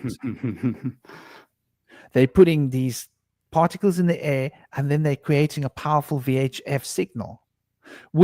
If these tinfoil is becoming magnetized, what would happen to those particles in the atmosphere? Would they stick together? And could they be cloud seeding? And suddenly it occurred to me that's what was going on. They were using the particles in the air and then putting out these frequencies to make the particles attract dust to them and attract towards each other and become like places for water to conglomerate, to condense, and to form clouds. And so that research was like, wow. And then that's when I knew in about 2013 that chemtrails was a real thing. Forget all the conspiracy theories, forget all the nonsense. We had looked for ourselves and it was like, it was conclusive enough. I should have sent you this picture when I was sending you the other one yesterday, because I have the same type of camera set up, and during lockdowns, it started getting really bad here to where it was like the planes weren't showing up on flight radar, and they had a weird paint job to them. They would be almost you almost couldn't see them at times because the paint was kind of like that iridescent type of paint where it like blended in with the sky, so you would lose it after a while, and sometimes you wouldn't even be able to see it in front of the trail, that once it got to a certain point in the sky where you should have still been able to see it. But they were like a light blue color. They would go up, yeah, and then they would just flip light blue, exactly. And I have a picture of one of them, and I'm trying to find it. I should have sent it to you the other day. I know it's because I have to take a picture of my camera, and I know I have the video of it too, but I'd have to look for it for a little while. If I see it, I'll drop it in the chat for you. But it's clear what it's doing and that it's not natural. And this thing was just flying straight up, but they would fly back and forth all day during lockdowns. Like there'd be 5 or 6 of them. They wouldn't show up on radar. They'd go back and forth about 10 times or so. They make X's in the sky, which is something that they would do seemingly like in the east and west, kind of where the sun would rise and sun would set, I would notice. And then they'd be gone. And then after that, you'd have clouds that were unnatural looking and just bizarre cloud formations throughout the evening. But also during this time, I started where I was living. I was living in Burbank, right across from Warner Brothers Studios. They at the same time put in 12 new towers, speaking of towers, and they had told us about it because we were within 1,000 feet of the complex. They had to tell you, and if you had anything you wanted to say about it, if you had any complaints about it, I emailed and said, listen, because I had one of those EMF detectors. Listen, the EMF spikes around here, they're really high. They're way too high compared to even like what the WHO says they should be. They're like, sometimes it's not even registering the pulses of what is it? RF. The RF pulses just they don't even read on the trimeter, and it starts giving you a warning sign. And this is just walking around outside. I'm like, you're gonna put 12 more? Now it's not like that on the because there's a high and a low number, but that's not the number you want to look at. You want to look at the pulsed high number, which is like it's just there for a few seconds because the pulses are what's dangerous apparently, and the pulses coming off of these towers, and apparently there were like something in the 70 range of towers within a 2-mile radius of me. So then they're going to These are 5G, yeah? These were just regular older towers, but now they're putting the 12 5G ones across the street apparently. But it seems like they're combining the towers because they're going to do the old 4G with the 5G and get the lower, higher frequency. And then you have dual bands of frequency to target people. It's like how you get beamforming technology. That's why they're not getting rid of the old towers. That makes sense, because if you're sending a big resonant wave from one central HQ, if you turn on lots of little beacons around it, it will make the wave strength, signal strength stronger. And so you can make that original wavelength travel further. And by putting out those wavelengths, they would modulate the frequency of the big wavelength, wouldn't they? Well, if you get a very low frequency and extremely high frequency, and they in some way like resonate to something that's affects us negatively, makes people tired, like this is how you get like the type of frequencies that will affect your mood, affect your sexual appetite, affects your hunger for food, affects your mental state, like everything. Like you need 2 frequencies usually. It's almost like a binaural beat being blasted out the population. But it also is used for tracking. You much more easily track, because instead of having just one signal, you have 2. And then you could start triangulating people based on their device and the 2 towers and the 2 different frequencies. Okay, so these are some of the technologies they're employing. The rest of it, I think a lot of you guys will know. Food, genetic manipulation, arm prick adventure tests, new kinds of technology of vaccines that reprogram DNA. So they're working from the inside, they're working with the foods, they're working with the water, they're working with the 5, 6, 7G, they're working with the screen resonance 60 hertz frequency, or 120 or 240 hertz, which is like... I just sent you a picture. For some reason, I landed on that picture of the plane. If you want to show it, I don't know. I sent it to your telegram. Yeah, show it. Just push present at the bottom. Let me see where. Hold on, let me make sure I'm on the If you push present, it will give you a share screen option. Yeah, let me get down on this, and then when you do the share screen, just go entire screen or window. If you want to share your window, just make sure that you've clicked on the image and it's open in the background, and then just click on the icon in your tray to make it pop up, and you'll see it be one of the options there. If you can't find it there, then use entire screen. But regardless, and then obviously just once you've clicked on top of it, so you actually have to click, like say entire screen, then you have to actually click on the icon, and it will be, and then the word share pops up. It's making me just modify my Chrome really fast. Oh no. Allow. I don't want to quit and reopen Chrome. We'll do that later. Shoot. But what you mentioned is interesting, because the planes were monochrome. That's what we noticed. There was no insignias on the plane. And the other thing you mentioned, that those airplanes were not on the system. We found that some of these planes that we were seeing were not on the system, and that's what made us get out the camera. And that's when she found it with her Zoom technology to actually look at it. And that's when we realized, we were like, it's just like a light blue, gray blue color plane with no insignia on it. So we went and Googled like which, and then when we found out about that app, is military aircrafts don't show up on the app. So Yeah, that the makes sense. reason why it wasn't showing up was because those aircrafts are military aircrafts, which now begs the question, what are military aircrafts doing spraying stuff above?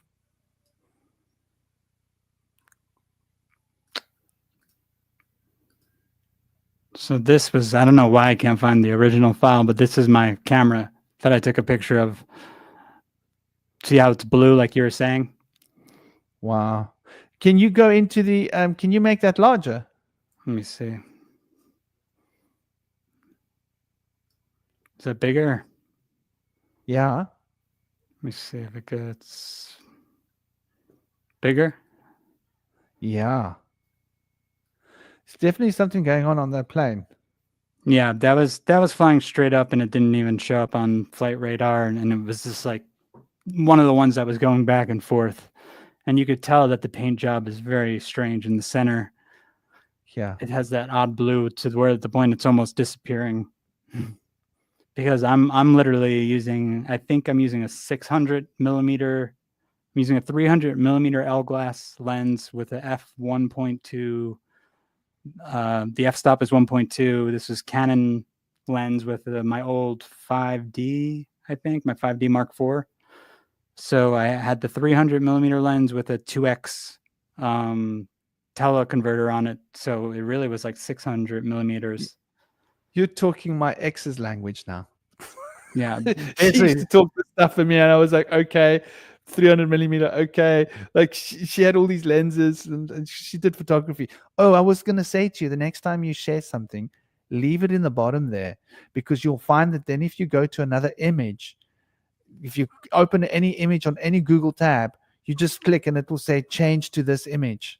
Oh, shoot. So Okay. you don't have to close it. Then you just click that little yes, and then Mhm. that image pops up there, and then it makes it quicker to just transition from any image you want to bring. You don't have to go through the whole process again, because once you've opened to share Google tabs, then any Google image you open, Oh, see, any this link, I had to share this in my Dropbox because it wanted me right? to quit Chrome and come back into it for me to be able to share, I guess, share my whole screen or share something else with Chrome. It could only share like a website.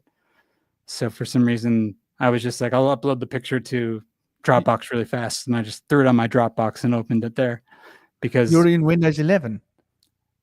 no, I'm on my Mac, but for some reason I don't use Chrome that often unless I'm on Interesting. StreamYard. So it didn't have permission or show the rest of my computer. So I'd have I- to exit out, and I didn't want to exit out right now. I'm on my Linux at the moment. Oh, nice, nice, nice. So, but the Linux and the Mac are running the same baseline Unix code, aren't they?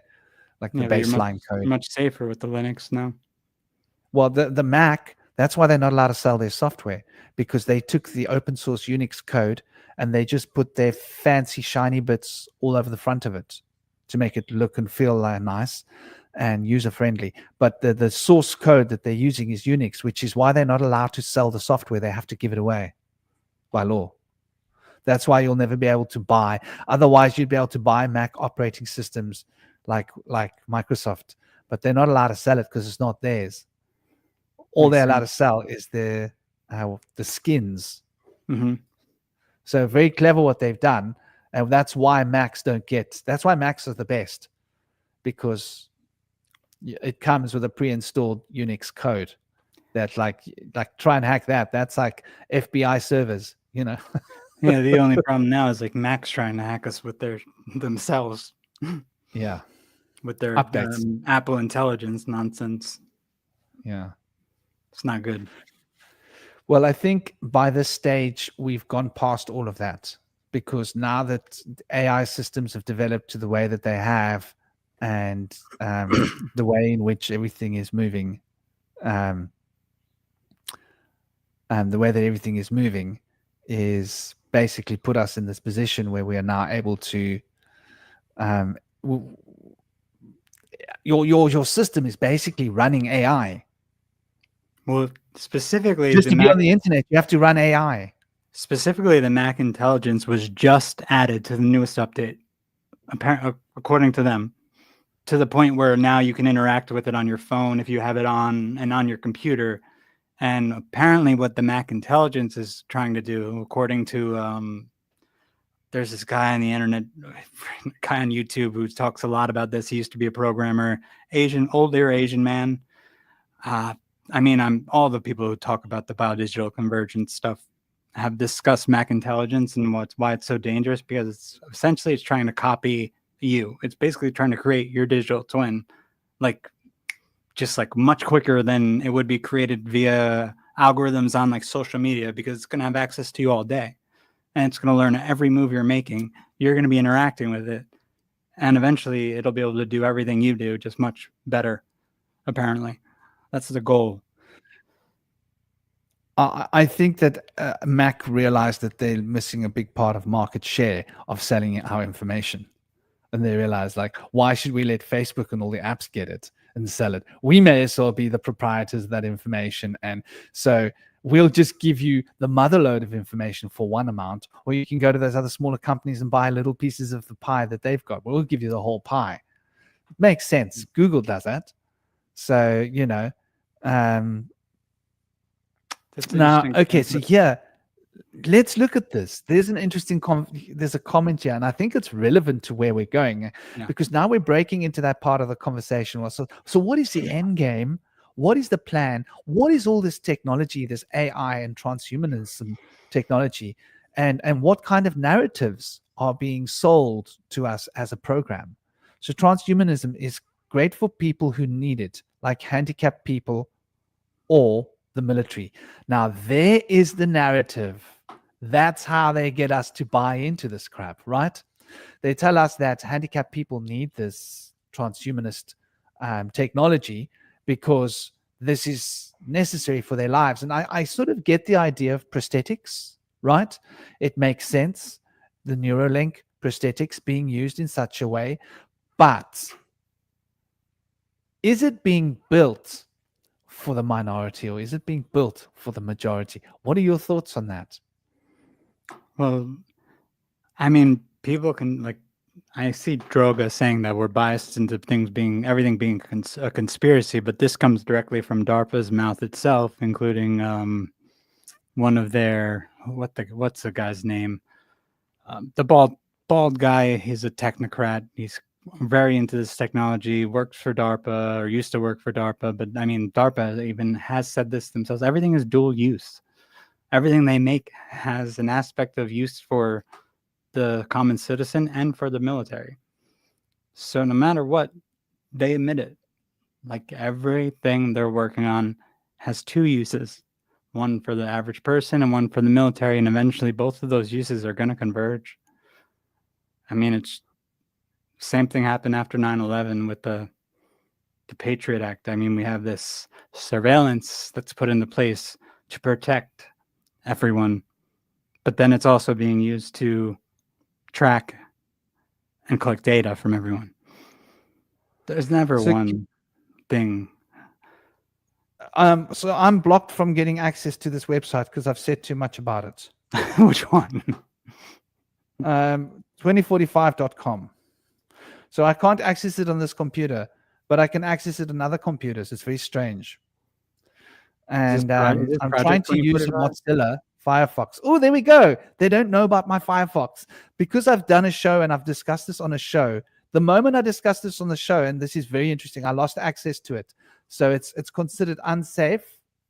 And because it's unsafe, 2045.com. Let's see if I can get that in my incognito mode. No, 401 action is required. So Google Chrome will not allow me access. I have access to it. Also, you could look at the Wikipedia for 2045 initiative, which I just put in the comments, the private comments, and I'll put it in the chats too. Yeah. So now it's this 2045.com. I've been watching this now for a long time. Yeah, there's nothing new for this. That's something I wanted to talk about with you too. And I saw it initially through the 2045 initiative on Wiki, which I came across by accident when I was just looking at things that were in the future. Wiki had a bunch of projects. One was I think there's a 2040 project out of the United Arab Emirates, which is more of like a social, seems like a socialism kind of 20. It's almost like Project 2030 or the 2030 agenda. It's not too far off from that. But then when I saw 2045, I was like, this is insane. Yeah, so I've been watching the 2045.com website now for about 15 years and been warning people about it. So let's look at the manifesto. This is for Agent Druger. Now this is the people. Did you see the Dalai Lama's picture there, by the way? Yeah. I mean, Dalai Lama. Did you all see it? I hope you did, because I think it's relevant. And a lot of these so-called big spiritual players are all the Dalai Lama is going to be one of the guinea pigs. And like so let's take a look at it, the manifesto. So this is how they sell us this crap, and this is really the mother of transhumanism. Mankind has turned into a consumer society, standing at the edge of a total loss of the conceptual guidelines necessary for the further evolution.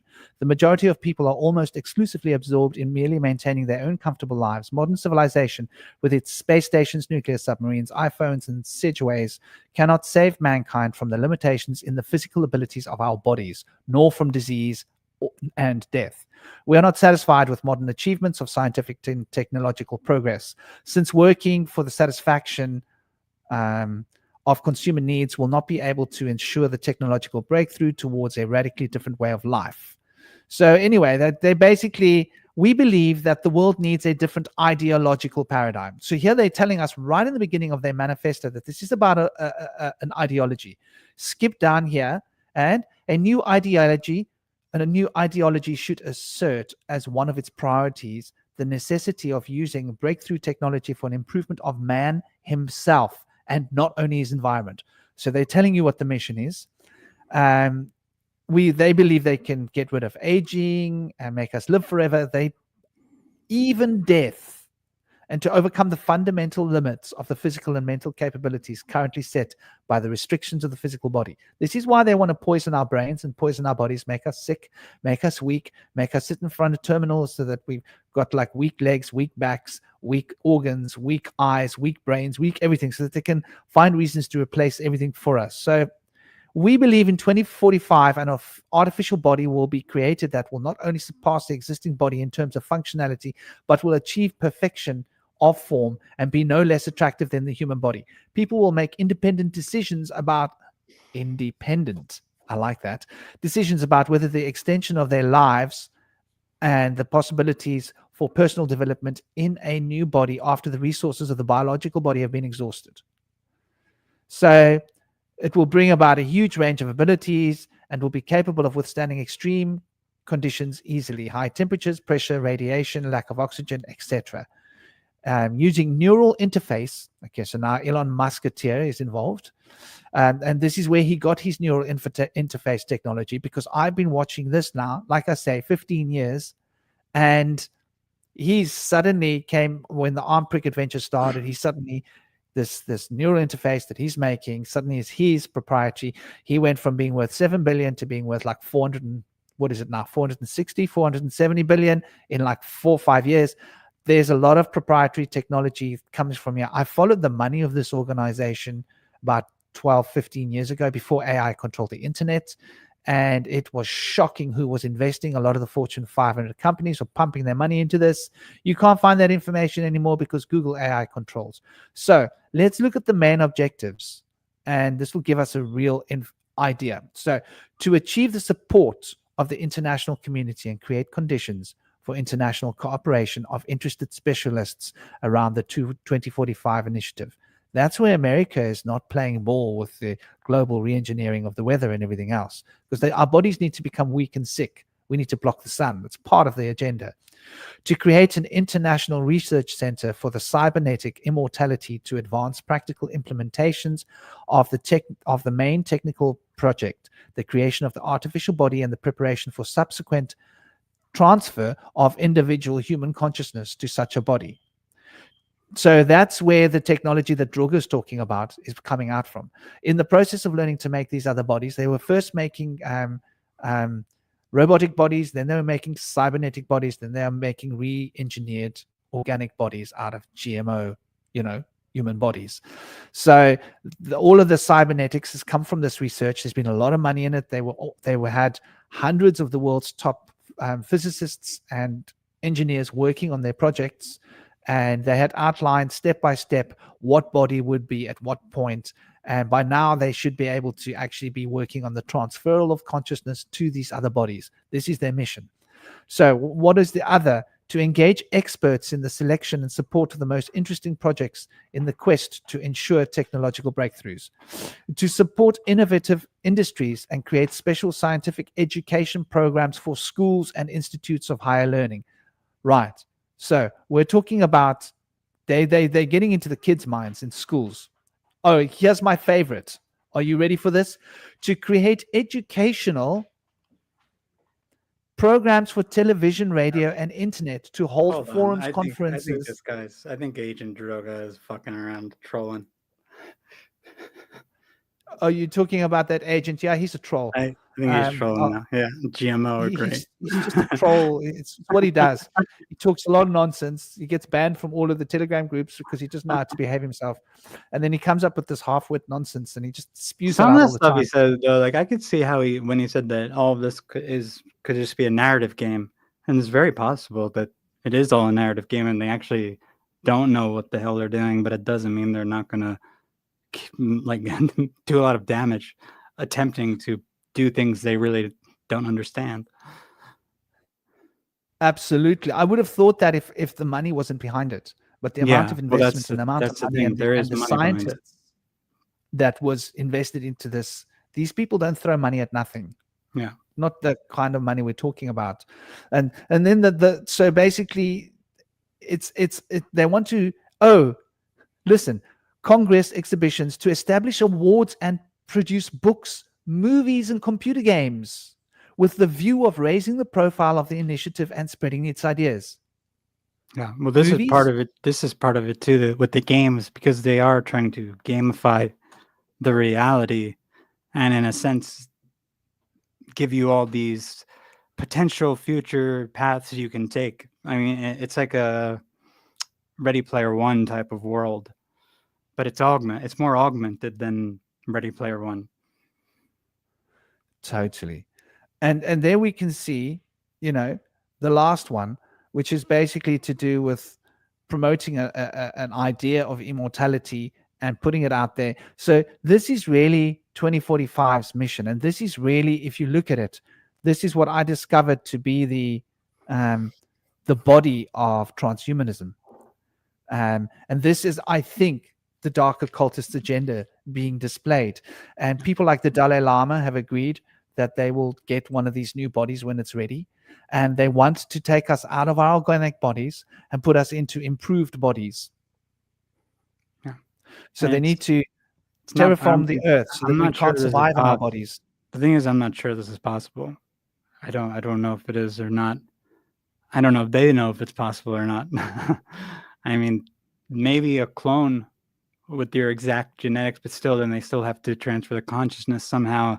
And the problem seems to be, especially with the cyborg type of technologies, where you're putting, like, they already know they can't do it in a robot. They've given up on building the completely synthetic future bodies for us to inhabit. They already know this is not going to work because we reject our consciousness itself and our health. Everything about us that makes us who we are rejects all this synthetic technology. We saw that with the transfection agents that were put out in 2020 and 2021 for COVID. Like, all this technology being injected in people, it doesn't do anything. Like, it doesn't do anything positive. The mortality rates go up every single time. Even the people who had the chips put in their brain for the Neuralink stuff, the first few participants, they're having a lot of negative side effects. The first guy who had it for his legs, yeah, he can move whatever appendages. I can't remember if it was his legs or if he had prosthetics, but it worked for what it had to do. But then there were all these other things that were happening to his body they wrote a bunch of articles about it that he was suffering from. So, and they're not even going to use the chips. They're trying to do a whole new technology now where it's like a coating that you could just ingest or they can inject in you.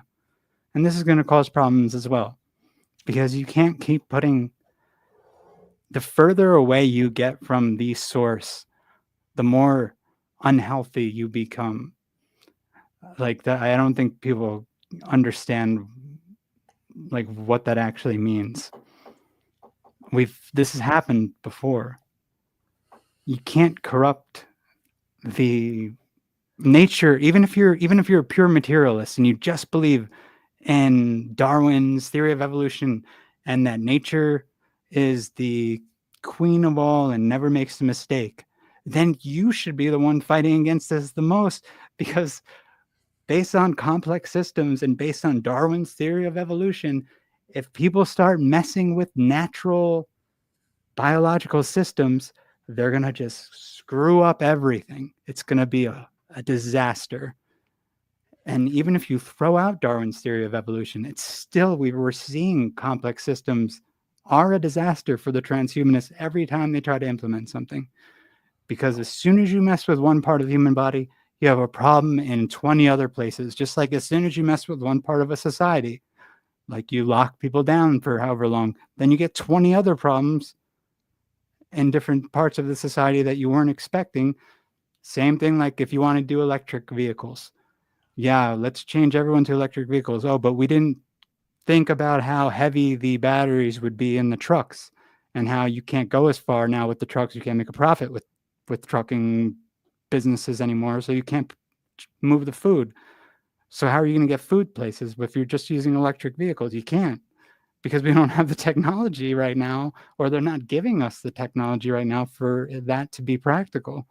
And then you have the kids who are working in the mines, and we're still using oil to fuel the power plants that are fueling the electric grid.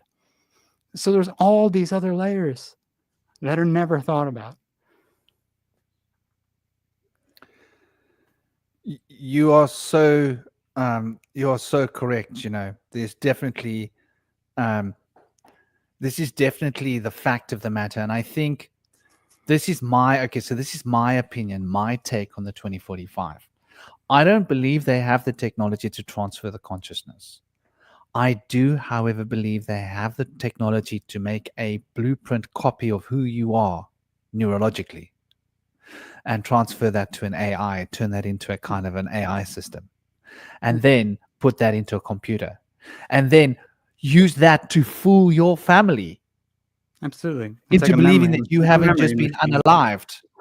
Basically a memory machine. They just unalived you. They copied your brain, told you they're going to transfer you into a computer, unalived you, you're gone. But the copy of you in the computer, the copy of you gets up and says, wow, I feel pretty good. That was the copy of you just before you were transferred. Remembers everything that was said, remembers. So your family talks to you and they go, wow, it's really John. He's really here with us. But actually, it's a copy. I think it's a way to just get rid of humans and to make AI drones. Why write code for AI when you can just scan someone's brain? Oh, and speaking about scanning someone's brain, I just want to revisit this quickly because I think this is like, so we've looked at the fundamental, basically the how can I put it, the manifesto. So now let's look at the roadmap, and now it gets more scary for those of you that haven't. And by the way, this isn't just new. Like I say, yeah, 2011. Exactly. I found out about it in 2012. Or was it 2011? It was something like that, because I was an activist and I was a kingpin activist in London. This is how I found out about it. My techie geniuses told me about this, and I was like, wow. And they shared this with me, and I couldn't believe it. And so it's been in my mind since like basically just after it started. Sometime, no, it would have been late in 2011, towards the end of part of 2011, that I would have found out about it. But regardless, so the main goals of the 2045 initiative, the creation and realization of a new strategy for the development of humanity which meets global civilization challenges, the creation of optimal conditions promoting the spiritual enlightenment of humanity. This is why they got the Dalai Lama. And the realization of a new futuristic reality based on 5 principles: high spirituality, high culture, high ethics, high science, and high technologies. Okay, it looks good. This is how they get people like the Druga to believe it. So this mega science project of 2045 aims to create technologies enabling transfer of individual personality to a more advanced non-biological carrier. Okay, large-scale transformation. Now, let's see. At that time, their future prospects was 2015, because this was 2011. The emergence of a widespread use of affordable Android avatars controlled by brain-computer interface. This is to do with our phones, smartphones, what we were talking about, right, Chris? Mm-hmm. Will give people a new number of features, ability to work in dangerous environments. So these avatar components are supposed to be physical items that they would plan to have been able to develop. So they hoped to have developed it. If they've developed it by now, and we know that the military's got stuff like this, right? Well, this is similar to how you could have someone, say, with a disability move their mouse on their screen without, if they can't move their hand. They could use their thoughts to move a mouse. They're wanting to do this where people can move heavy items out somewhere on a work site with just their mind. That's the next stage. Yeah. So the first stage was to create like drones, different kinds of drones that can do work that humans can't do. That was 2015 to 2020. So 2020 to 25 was creation of autonomous life support systems for the human brain, like to a robot avatar. Will save people whose body is completely worn out. So this is something that they will make like a life support system for a brain. And then these technologies will be able to be a hybrid of bioelectric devices. So this is that interface technology where people will be able to interact between the robotic and the organic, right? The electronic and the biological systems. So revolution, and will make all kinds of superimpositions of electronic and biological systems possible. This is what we're talking about, right? It's IT, international information technology revolution, that's going to make it possible for the molecular brain to basically control electronics and biological systems. 2030 to 25, creation of the computer model of the brain and the human consciousness, with a subsequent development of means of transfer of the consciousness. I believe it's a copy. The development will profoundly change the world, give everybody the possibility of cybernetic immortality. Okay, it looks really good. 2045, this is the time when the substance-independent minds will receive new bodies. Substance-independent minds. SIM. Sims. Right, the game Sims, with capacity for exceeding those of ordinary humans, a new era for humanity. And so, it's literally a timeline that they've been working on since 2011, and that was when the chemtrails were becoming a big thing. And they've been working on this all much longer than that. Yeah, I mean, they'd been practicing and working with the technology of chemtrails since the 70s. But by 2010, 11, it was being implemented globally, and everybody was arguing, saying, what are these chemtrails? And then they had Agent Drugas all over the world programmed to come and say, it's not chemtrails, it's contrails. Look at the science. Look at what the scientists have said. And then they paid a group of quasi-scientists to stand up and say, it's not contrails, it's chemtrails. If you say that, we'll give you like huge budgets to go and do whatever scientific research you want to. So the scientists were basically forced. See what he just said. I have to correct him, because he's just look up stratospheric aerosol injections. I mean, this is a thing. This is a thing. It's a real thing. 100% real. There's no conspiracy there. Yeah, this is my point. But what's happened is they've gotten into the brains. They've turned human beings into bots. And we can see this here. The human beings are acting like bots. Now, if he wants to make the argument that some of this is just creating narratives, and maybe they don't have the technology, maybe it's some sort of deception to drive fears of certain individuals or drive populations to have arguments and push their technology in a certain way because they think they have to do certain things for the environment. And it's just a way to control populations. I could get on board with that being a possibility because maybe they're not as technologically advanced as they say they are. And maybe some of the things are just put out there for people to latch on to because that does create then the future technically that these people want to create. These are social engineers. They know how to psychologically manipulate people. It's been happening ever since the birth of advertising and well before that. The dark priest classes have been around forever. I mean, we had the church and now we have the scientists. And the church hasn't stopped manipulating people as well. Okay, and here's another point. Evolution is so proven. Now, we know that evolution happens, but is the Darwinist model of evolution correct? Come on. I don't know if it's proven. There It's not are a proven. lot of different scientists with a lot of different research that have a lot of different theories. Yeah. Sure, certain theories have been popularized. If it was proven, it wouldn't be a theory. It's still a theory because it has not been proven.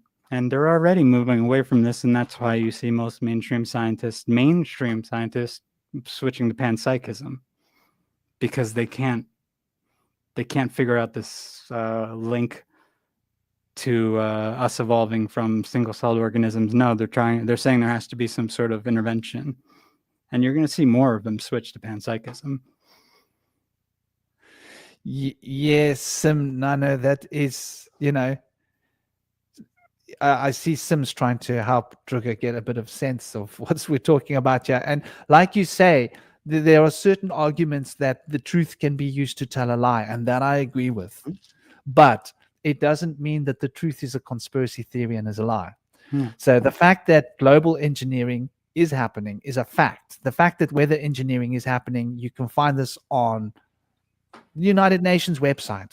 They're not even hiding it. They're not even lying. Politicians are discussing it. Laws are being passed in parliament because of it.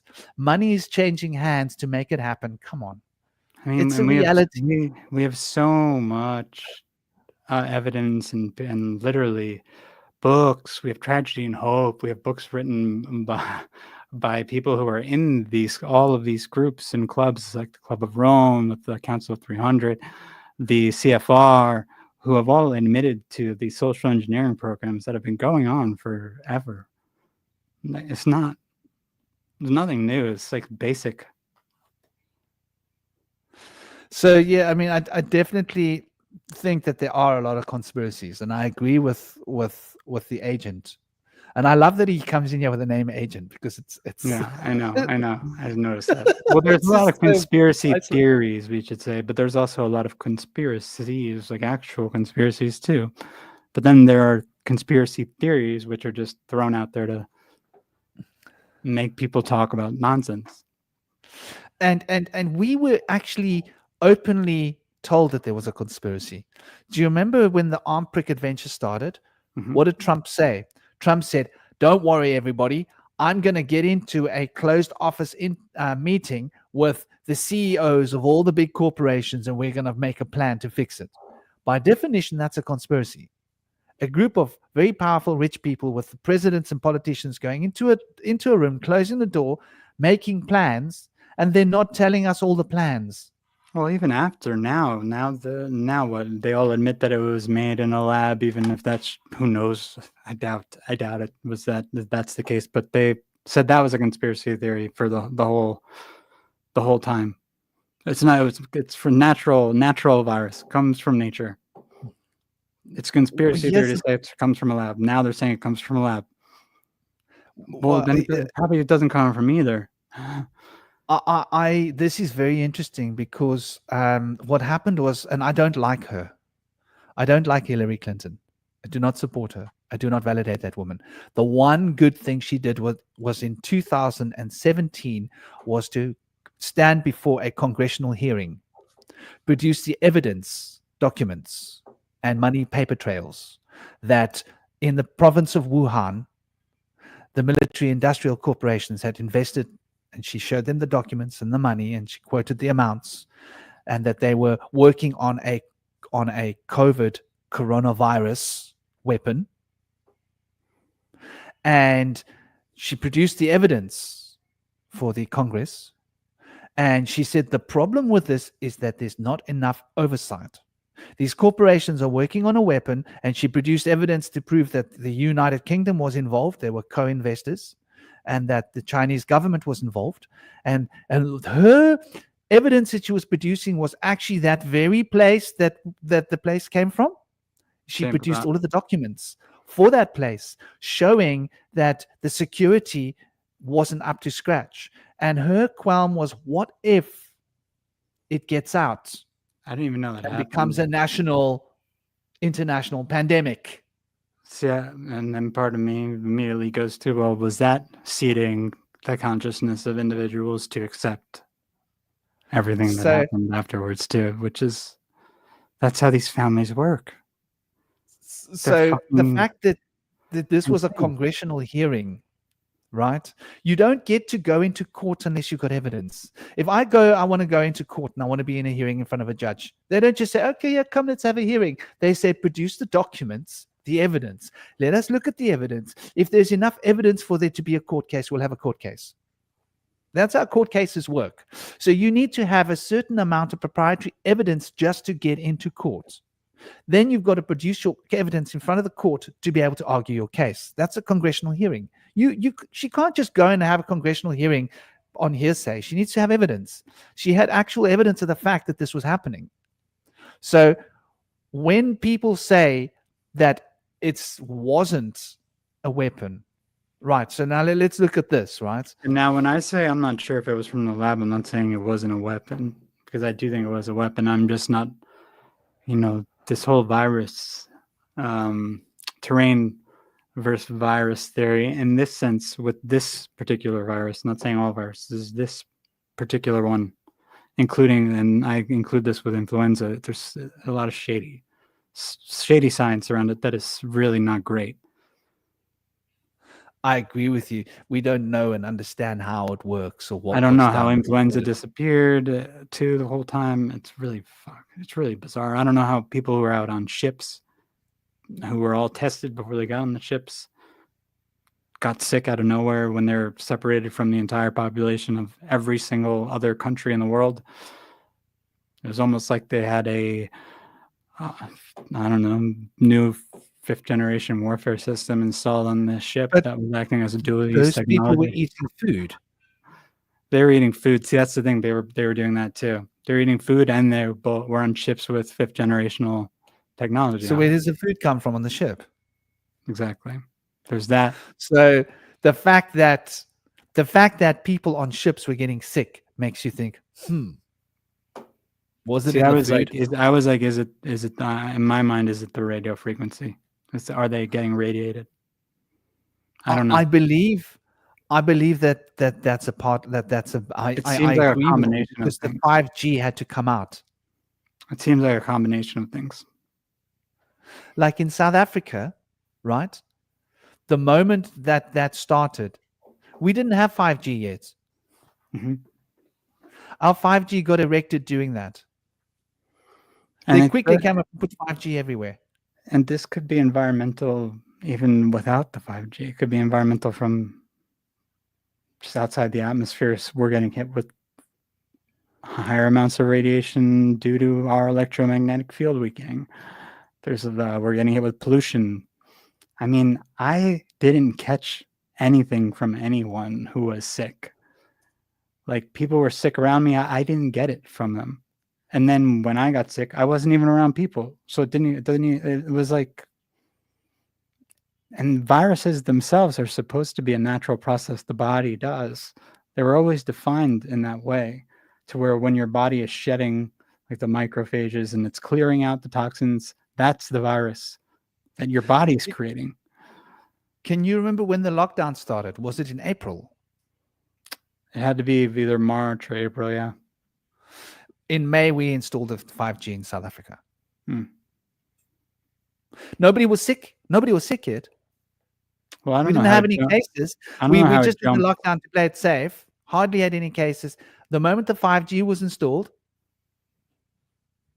We suddenly had cases. There's definitely a connection. Also, the people, the footage out of China. Oh my God, that I just can't believe.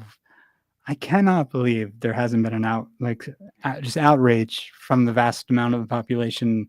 We were seeing people drop dead in China, like they were fucking just dying on the spot, and being told this was from this virus, which it obviously wasn't. This was propaganda we were being fed. What the fuck? How does anyone here consider themselves a rational human being and accept that as being okay? And then they were calling out death numbers every single fucking day on the news while everyone was isolated. They knew the psychology of what they were doing. They've studied this for years and years. They know what isolation does to people. They know what fear does to people. Oh, I can't believe no psychologist spoke out. It's insane to me, the behavior of people over the last 5 years. At least finally, Moderna and Pfizer, those big companies are being sued all internationally in loads of countries. There are lots of people suing these companies, and so these companies are going to have to start footing the bills. So at least there is some kind of legal recognition of what was done, even if it's only that. Those people should all be in prison. The problem is, though, it seems like these companies were almost given the technology by like defense contractors and companies like DARPA. So it's like, what the hell is that going to do if they go away? They're just going to make a new shell company to put it through. I believe Moderna there's a big story in the UK about this. Moderna was given the patent. The patent was owned by a university in the UK. I think they owned the patent. Anyway, it was national. It was owned by the people of England, and it was given to Moderna. The patent was just like, there, it's yours. And then Moderna worked with Pfizer, didn't they? Together. Yeah. Were they in competition? Were they working together? They were in competition, but everyone was a little bit working together, a little bit separate. But Moderna is a different type of transfection agent than the Pfizer, because Pfizer, I think, just has the spike protein, where Moderna, I feel like there's multiple pathways with Moderna. It was more of a more serious shot. People had more, I think. I mean, it's been a while since I looked into this stuff, but I think Moderna was Gates. Pfizer was separate. Moderna was Gates. Exactly. And so, the evidence is coming out. It took 5 years, but the evidence is coming out, and finances are changing hands. Money is changing hands. It's not really enough, but it's a start. Now, okay, so we've looked at what they've been doing. What's the end game? Do they want to? Okay, so if reality is a dream, if Maya is reality, and I consider Maya to be reality, because we know that the senses collect data. The data is moved. It's moved through the cerebellum to the thalamus, and the thalamus and the pineal recode all the information of all the senses except for smell, which is managed by the pituitary and the hypothalamus. Then after the information is recoded and put into context, it is then sent to the parietal lobes, where the notion of reality is created, which is something within a fraction of a second, up to 4 seconds, delay time for the idea of reality to be formed in our mind. Hence, much of what we experience is expectation based, and memories to fill in the gaps because of the extreme time taken to render all of reality. The rendering, like a animator will tell you, rendering takes time. The brain is not quite quick, so much of our reality is expected, but it's basically built in the same way as a dream. So a dream reality, no difference when you look at it from neuroscience perspective. Only difference is the information comes from the senses, or the information comes from the mental plane. In other words, the internal mental mechanisms. In a dream, it's not sensual information, it's coming from the mind. In physical, it's actually coming from the senses. But otherwise, the neural pathways that are being used are very similar, and the parietal lobes create reality. So if reality is a dream, What can infiltrating our minds and our hearts and shaping our worldview do to the nature of reality? What are your thoughts?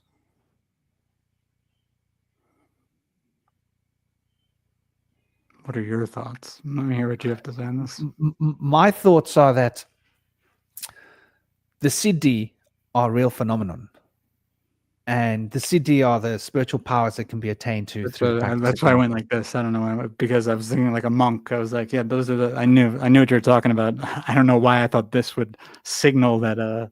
Oh yeah, like a monk sitting with the mudra. Yeah. Like yeah, those are the powers the monks have, but they don't usually. They're not supposed to show them, right? This is the idea because it's against their. Yeah. Against their mission statement. Yeah. So if these powers are real, that means that the nature of reality is very much dependent upon consciousness. Yeah. I mean, which means that if you can hijack someone's mind, you can hijack reality, because reality is being driven by the parietal lobes. And our experience of reality can shape actual reality. Yeah. Otherwise, there would be no such thing as magic or the occult. Well, this is like you see people like Wim Hof, who's a good example of this, who like does stuff that shouldn't be possible. I mean, this gets back to what we were saying before in that reversal of the second law of thermodynamics through the human being, because there's some connection to a metaphysical 0-point source, which is, in my opinion, the soul's connection to spirit, to the metaphysical realm, the spiritual realm. And honestly, the metaphysical realm is kind of a term we might want to start thinking about changing, because they're going to hijack that now with the metaverse. And it's no longer going to be the spiritual. It's going to be the false VR realm or whatever they do. But yeah, if they could tap into that source of energy that reverses that second law of thermodynamics, yeah, they could do anything. And so the very nature of our reality could be changed. The laws of physics could be adapted. And they already can change reality just by changing our perceptions, which they tend to do really well. I mean, there's an effect in one of the, I know I've shared this, I think I shared this book with you before, The Dark Doorway of the Beast by Gareth Hewison May, the forward by Kenneth Grant, Crowley's freaking secretary / I guess he was like one of the people who ran Thelema after him, after he died. But one of the things in that book was the funnel effect, and that was this idea of seeding images into the population, and these image trains eventually manifest when enough people start to, I guess, become obsessed with the images, or thinking about they get invested enough in them. I'm getting triggered here. Why? And I'm listening to what you're saying. I'm just getting, like, my mind is getting blown, right? So, okay, the first thing that Agent Druga is saying is that if you check the whole vaccines thing, you will said all claims against it are stupid, and baseless. Okay, so this is what they want us to believe. This is what happens when people spend too much time. Now, you would think that this was an AI, right? Talking to us. You would think that this was a bot, but I actually happen to know this is a real person. You know? Yeah, I know the guy. I had to ban him from my group because he attacked Kalil. Sorry, Dr. K, Droga. and he Sorry, started. Droga. He was. You remember that conversation? No, I wasn't there. I'm just saying. Well, I'm just playing with him. He started trying to defame his character publicly, and then he started making racist jokes and stuff. Which, that was where I drew the line, because you don't attack someone because of their race. You want to challenge what they believe, okay. You want to challenge that, fair enough. But there's always this derisiveness. And then it got to the point, and then he was like, oh, I was drunk. So I banned him again. And I've had to ban him for abuse and harassment of people in the past. And it was like at the point where Kalil was getting so freaked out, he had blocked this guy, and he was going to leave the group if this guy wasn't in the group, because this guy was just harassing him like for 6 hours. Just baseless claims and attacks of his integrity and his character one after another. He goes, the guy I was attacking happened to be a flat earther, and you just happen to be black. That doesn't make me right. Yes, exactly. And he was just running after him because he thinks he knows it all. So anyway, so I know the guy, and I've known him for 3 years, and I've watched the harassment and the abuse happen time after time after time with people, which is why I had him blocked for years, and I've seen him get banned from loads of groups. I would say he's banned from probably at least 60% of all the occult-based groups on Telegram because he's done this kind of thing over and over again, and drinks alcohol, gets drunk, goes on the computer, talks nonsense, and people just don't have time for it. But so it's definitely a real person. The thing is this, though. So this is the kind of narrative that they want to program the bots of humanity with, right? This kind of nonsense. Only it's out of date because he's obviously not been keeping up to date with the fact that it's in court and that the evidence is being produced in court and judges are starting to rule against them. Yeah, This is what's happening. He's been assigned for some reason to come here, or I don't know, if he's just that bored. No, he doesn't work for anybody. He's acting very strange because I'm trying to give him the benefit of the doubt and even give him a laugh. You know what I mean? When he's defending himself, trying to give him a laugh, yeah, okay, I could see what you're saying. Look at the next one. Just like everything, then he comes back and it's something like he uses that against me. So I can't keep giving him the benefit of the doubt then. And the effect of the vaccines have been great. It's been a beautiful success and one of the greatest achievements of humanity. Does that sound like Donald Trump's words? Donald Trump, Bill Gates, who else said this? Probably every person who works for the UN. He's Fauci, is he not? Yeah. Or that other woman who's trying to run for president. I don't even know her name because she's a nobody in my mind. You know what I'm talking about. The woman that might have been, who knows? Kamala? Yeah. Was that her name? Yeah, man. Like a joke station. I can't take people like that seriously because just if they were so involved in the vaccine. But remember, Droga, this isn't a vaccine. So, I mean, we don't even have to talk about vaccines right now. We can just talk about the one thing we've been talking about, which is a transfection agent, not a vaccine. No, but I'm just to understand where this person's coming from. He's purposely antagonizing. Right? So they probably was somebody who bought into the fear and got injected. Yeah. And you know that when you've been injected enough times, it causes psychological harm in some people. Especially the Moderna one, which is what they would have gotten in Poland, which is where he's based. So would have gotten the most toxic, worst one, and it causes schizophrenic and psychological harm to a lot of people. So then they become perfect little bots. I don't think that the narrative would have been the same before that.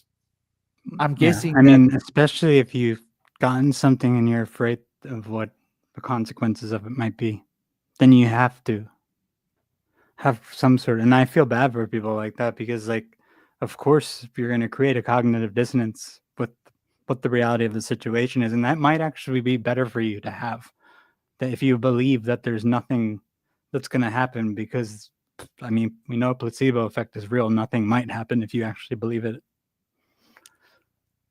Like, it's better to think that way than to think negatively about it sometimes. So I think there's a lot of both of those things going on with the people who had it. Doesn't make it right. Because then we're affected by it. My compassion comes into play, Droga. I understand that you may have had a job and you maybe needed to keep your job to pay your rent and buy food. And that in order to work, you had to get a vaccine. And I have nothing against people who got the thing. My brother got it.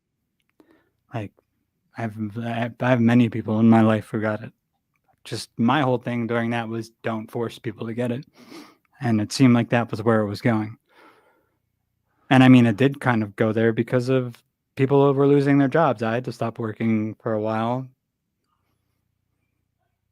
And that's some Nazi stuff. Yeah, and so like my heart goes out to these people, and it breaks my heart to think that that's financial system was used to force people to take a an experimental drug that had not been tested, that had not been really put into safety. They didn't really know much about it. It was done behind closed doors. There was no time for real trials or real examinations of the effects of these drugs. And whatever we believe, whatever our conspiracy theories say, the fact is that there are courts all around the planet that are basically pursuing this. So let's not get too into that, like you say. Well put. But I think, like, where do they want us to go? Was that possibly a re-engineering of the human genome? I mean, it's going to be taken up with what was just put out in the last 4 years, you're saying, or before that. So I mean, we know that these new shots, they basically reprogram your DNA in some way, because that's the science behind it, the so-called official science. We don't know if we can trust that, but the so-called official science says that it goes in and reprograms your DNA.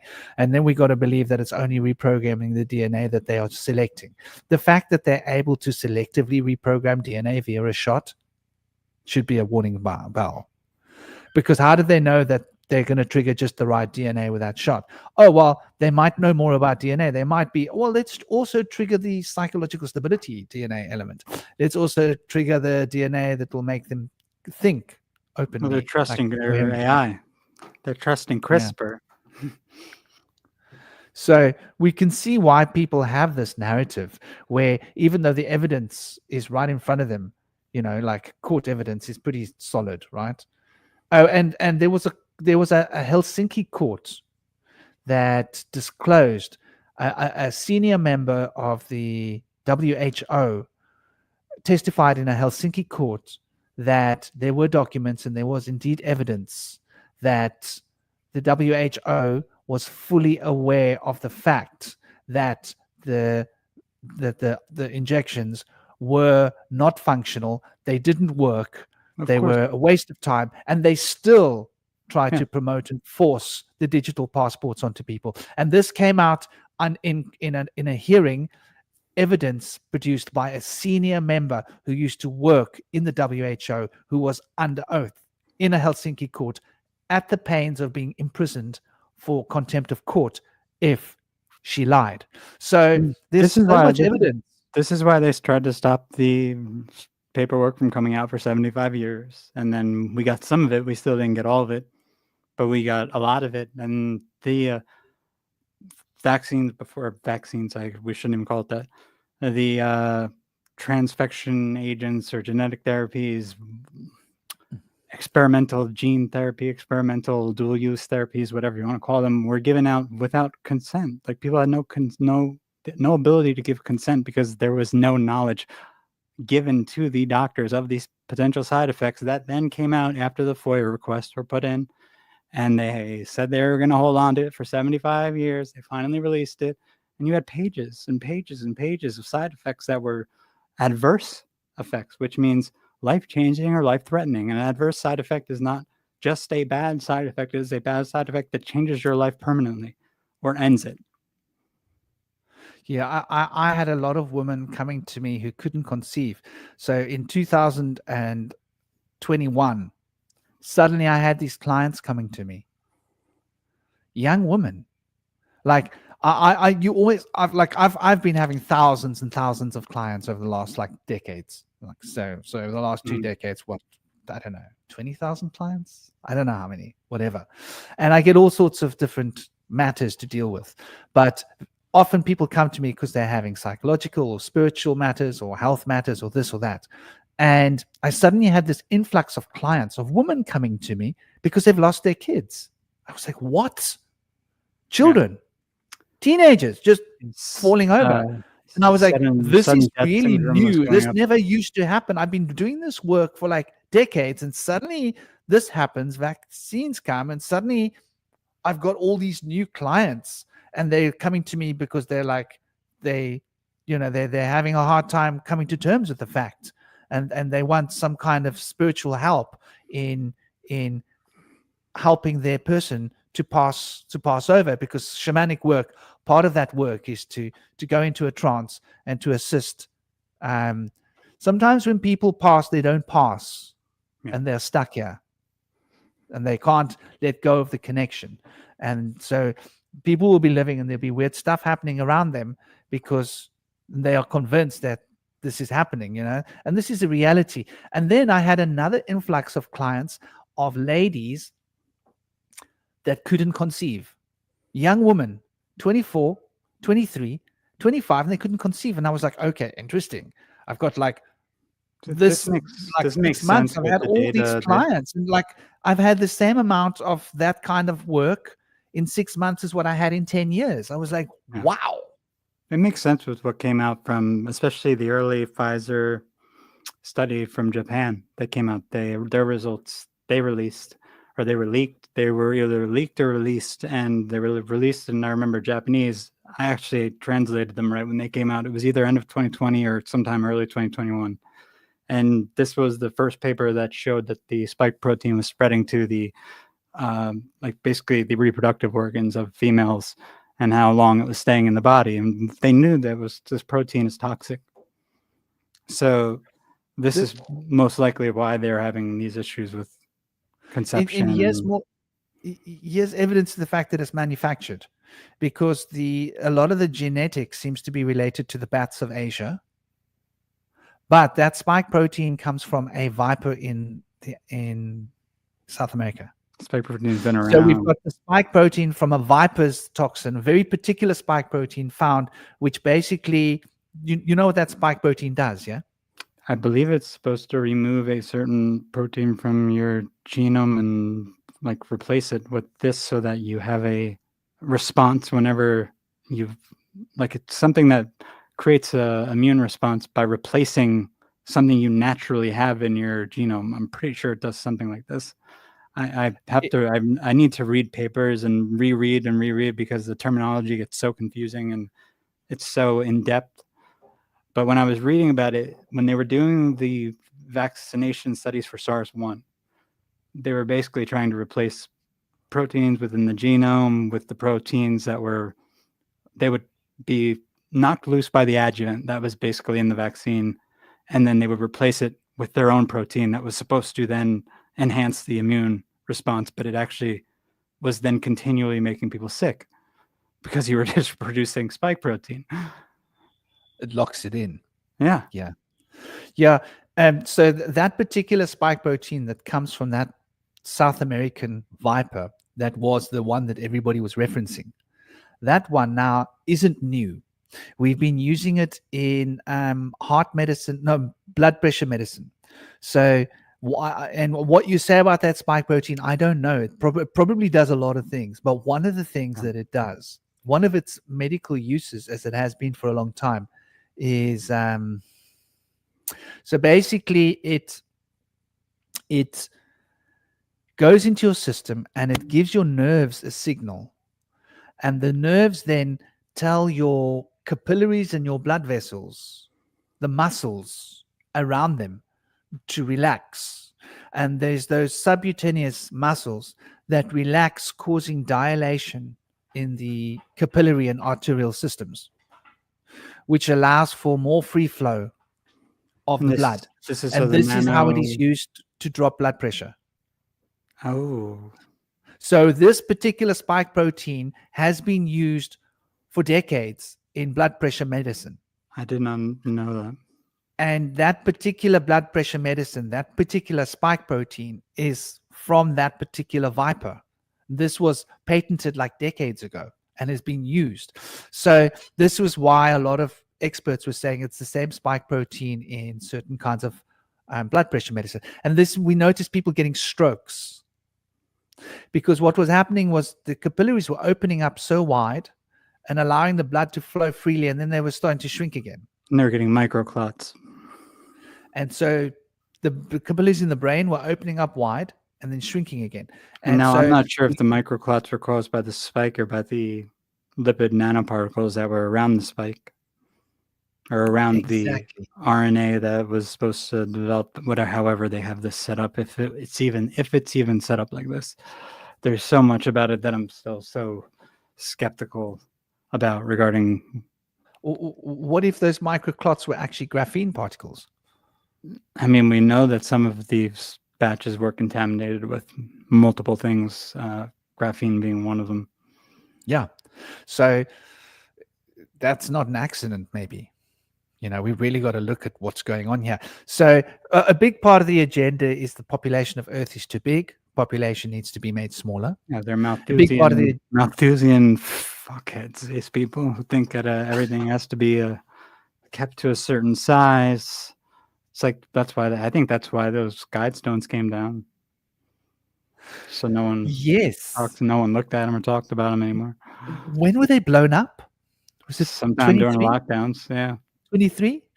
Maybe 22 or 23. Sometimes during the sometime when we were still in lockdowns out here, I think.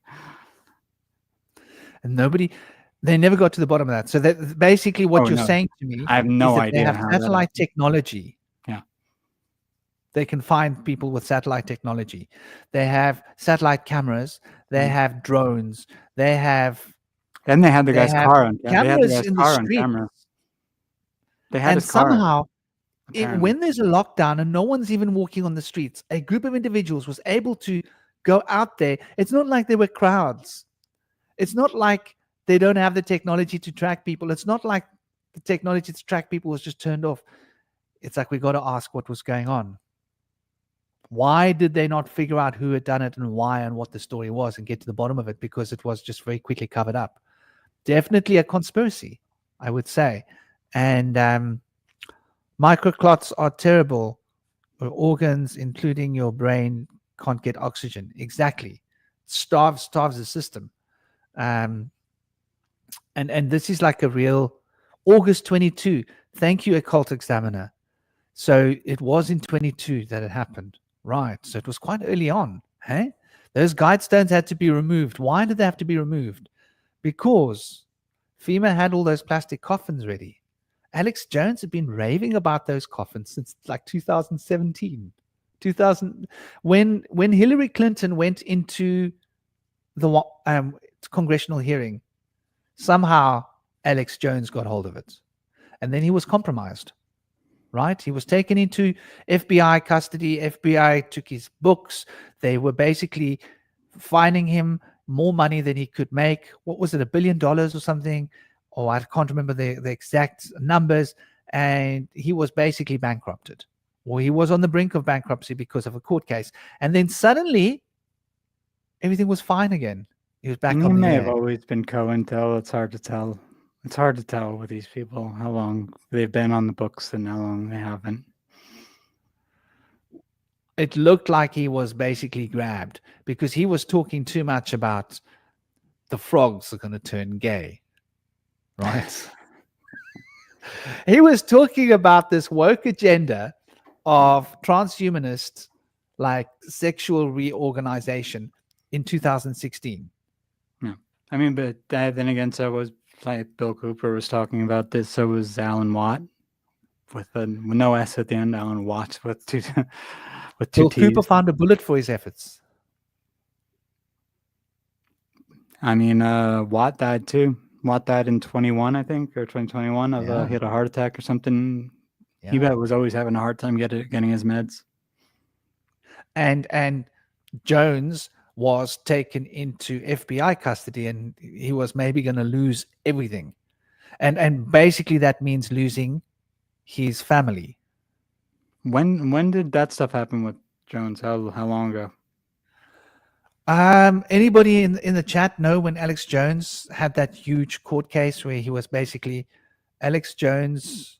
Well, I know the most recent court case, but was there another one before the one on free speech, the whole free speech thing where they wouldn't let him talk and they were saying he owes Sandy Hook parents a bunch of money? I'll see if I can find it if the AI systems.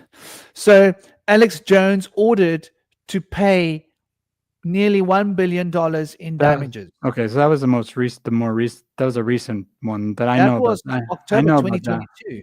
Yeah, I know about that one. See, pardon me, if he was compromised, he was compromised before that, in my opinion, way before that. So these court cases take about a year. Mm-hmm.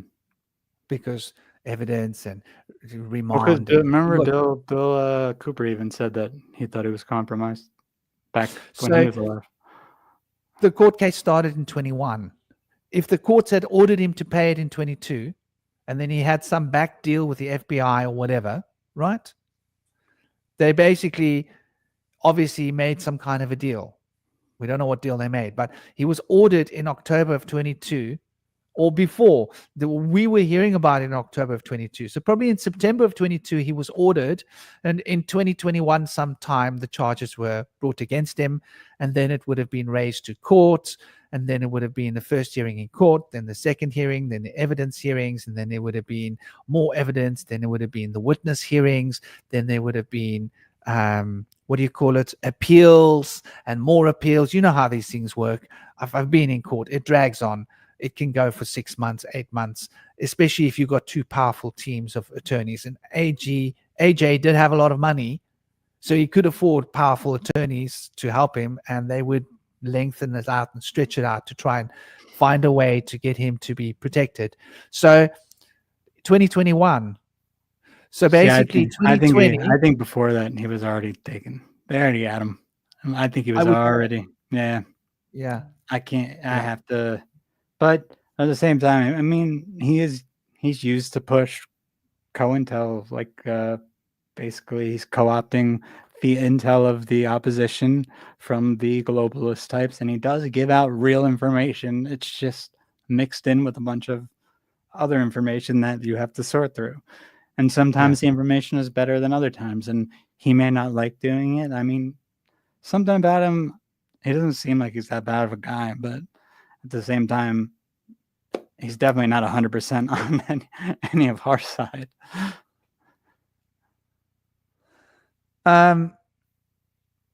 Yeah, so basically it seems that there's definitely been some kind of conspiracies happening, right? And a lot of these people are involved somehow with the conspiracies. And like you say, we have no idea how long he's been bought and paid for, one way or another. We have no idea. And we don't even know we don't know the extent of it. It could be on and off. It could be something where he gets pressured certain times, then other times he doesn't. These things are complicated. These operations aren't simple. How did he manage to get into that ranch? What's it called? That was one of the things I was going to bring up. Bohemian Grove. He had to be let in. He was let in. How do you get a contact? How do you know people that can get you in there? It's not like, oh, well, I know someone who's got a ticket. He's going to like let you're me let use in his so you could It film doesn't it. work like that, Or you're man. part of it and they're like, we want you to film this and put it out. There's a reason. There's no way no one notices him there. These people aren't retarded. They're not Background dumb. checks at the gate, dude. We got like MI5 CIA level security, right? Come on. Like, there's no way. You don't fool those guys. He was sitting You in the crawl group through the bushes and they didn't see you. Come on, man. He was a big guy too. It wasn't like he's a small dude who no one recognizes. The dude's well known. By that time, he was well known. He had a huge following. Those guys would know who he is because he's the one calling them out. I mean, I had my doubts that he was somehow concocted and involved. And then there's pictures of him with somebody else when he was young. Can't remember who it is.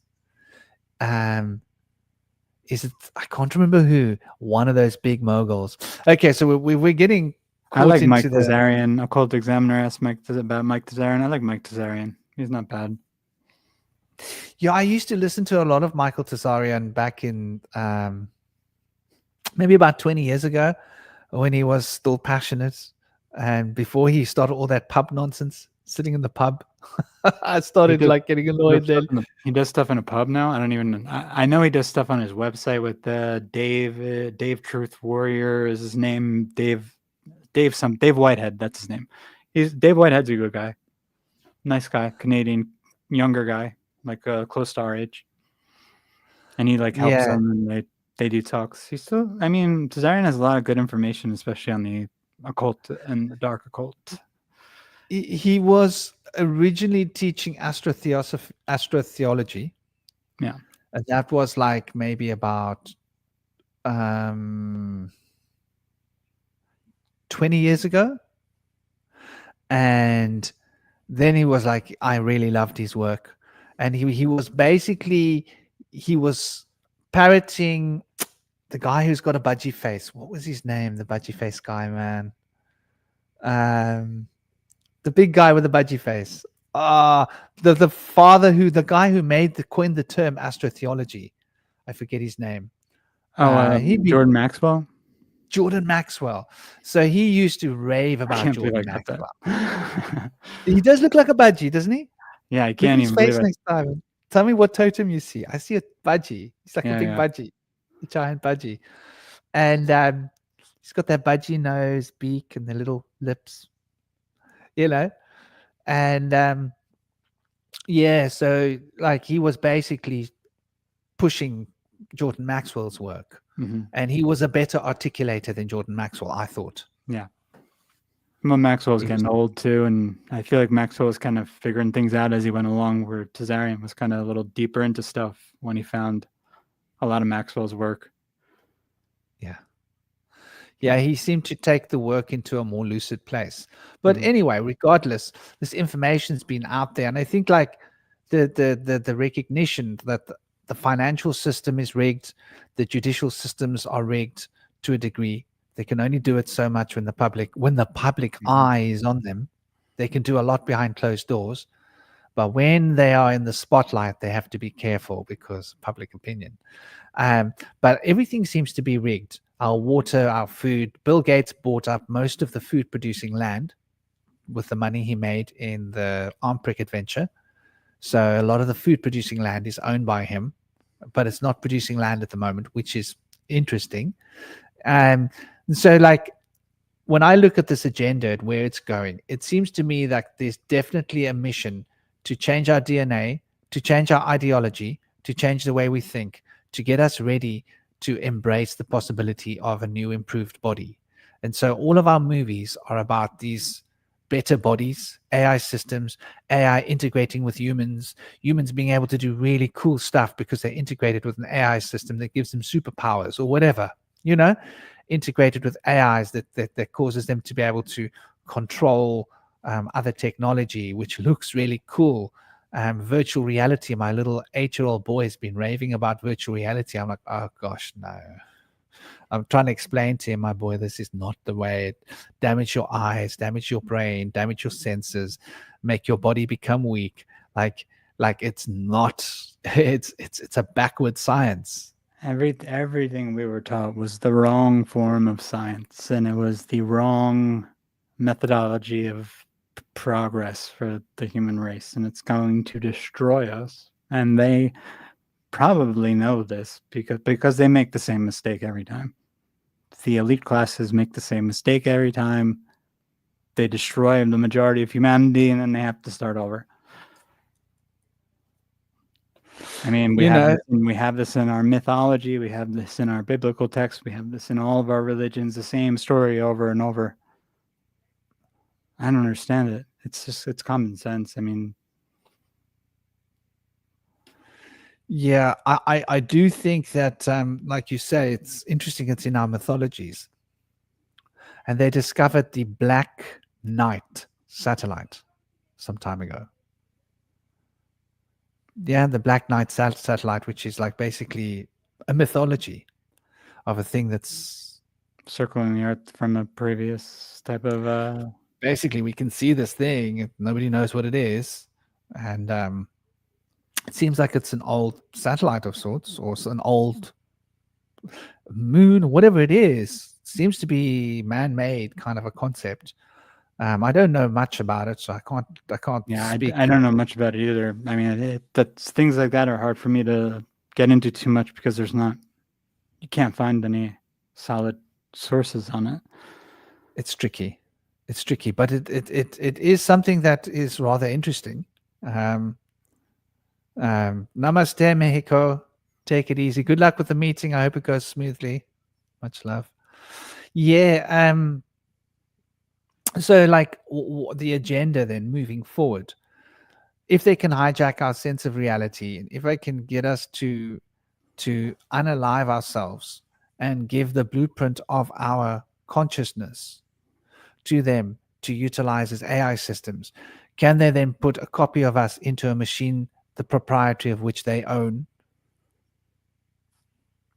and then control us like we would control a horse with you know, or cows, like literally control us technologically, and then have us working for them as AI systems that don't need to be fed, that don't need to eat, that don't need to, you know. Part of me feels like they want almost and do something a little bit opposite, where it's integrate the AI with the biology that we already have.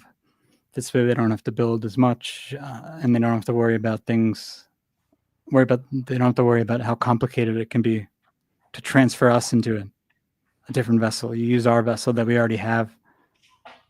You try to integrate AI with it, and then you try to block the consciousness. Try to put like a regulator on it. It's not hard. I mean, this is MK Ultra on a massive, the same type of science, same stuff they do in Scientology. And you're going to hear a lot more about Scientology. That's going to become a thing. I'm almost positive about that. I've noticed this human design thing has become very much of a thing. It seems to be coming up a lot. And it's like a rewrite of the 64 hexagrams of the Tao, or it's an attempt. And then, of course, this Mr. Rudd guy, I keep hearing about him in different chat groups. There seems to be quite a lot of talk about these gene keys. And I haven't heard about this. So who's Rudd? So Rudd basically was a human design person. And the human design is based upon the 64 hexagrams of the I Ching. But it's like a design pattern for the human being, if you will. It's like a paradigm. It's basically a occult law that's been made exoteric and simplified. Right? It's like if you were going to explain to a child how a nuclear power station works, you would use simple terms and make it nice and easy little boxes for them, and they'll have the basic idea of what they're talking about, but not really looking into the real mechanics of what they're just talking about. And so that's what human design has done for occult principles in the I Ching, so that like somebody can read a few books and now they know what they're talking about human design. But it seems like it's oversimplified. And then the way that they've interpreted the 64 hexagrams and what they mean in the physical body is up to that guy in 1980. Is it 82? Forget the guy's name who came up with the human design. But anyway, so the human design was then created, and I came across it in the 90s, and it was like, I first looked at it, I thought, wow, this looks interesting. It looks like the I Ching. But then when I looked into it, I thought, something doesn't feel right about this. Like, who made this up? Where does it come from? And then like the guy who made it up was like something made up in the 80s. I thought, I don't know. I don't know whether I can trust it. This is like some new experimental version of the I Ching, like in the body. I'd rather try and figure it out myself. So, and then from there came the gene keys. I only became aware of the gene keys. When did I first become aware of the gene keys? I can't remember when. Maybe did I meet someone like a decade ago? I can't remember. But then the gene keys became like popular. And like I remember a guy in Israel, an Israeli guy who was like he was so mind blown out by these gene keys. These were like this was the thing. So this Rudd guy is an author that wrote about the gene keys, which are now an extension of these 64 principles of the human design taken into these 64 codes of the gene keys. And now people are basically using this to map their psychology, their physiology, sort of like astrology. It's replacing astrology. Is it like a codex almost? It's like a codex. Yeah. And it's based upon the 64 hexagrams. And then if you want to go back to Nassim Haramein, I think it was the early 2003. Nassim Haramein was a big thing then. I mean, he's probably a big thing now. He came up with the 64 hexagrams, the 64 vectors, the 64 vectors of the vector equilibrium.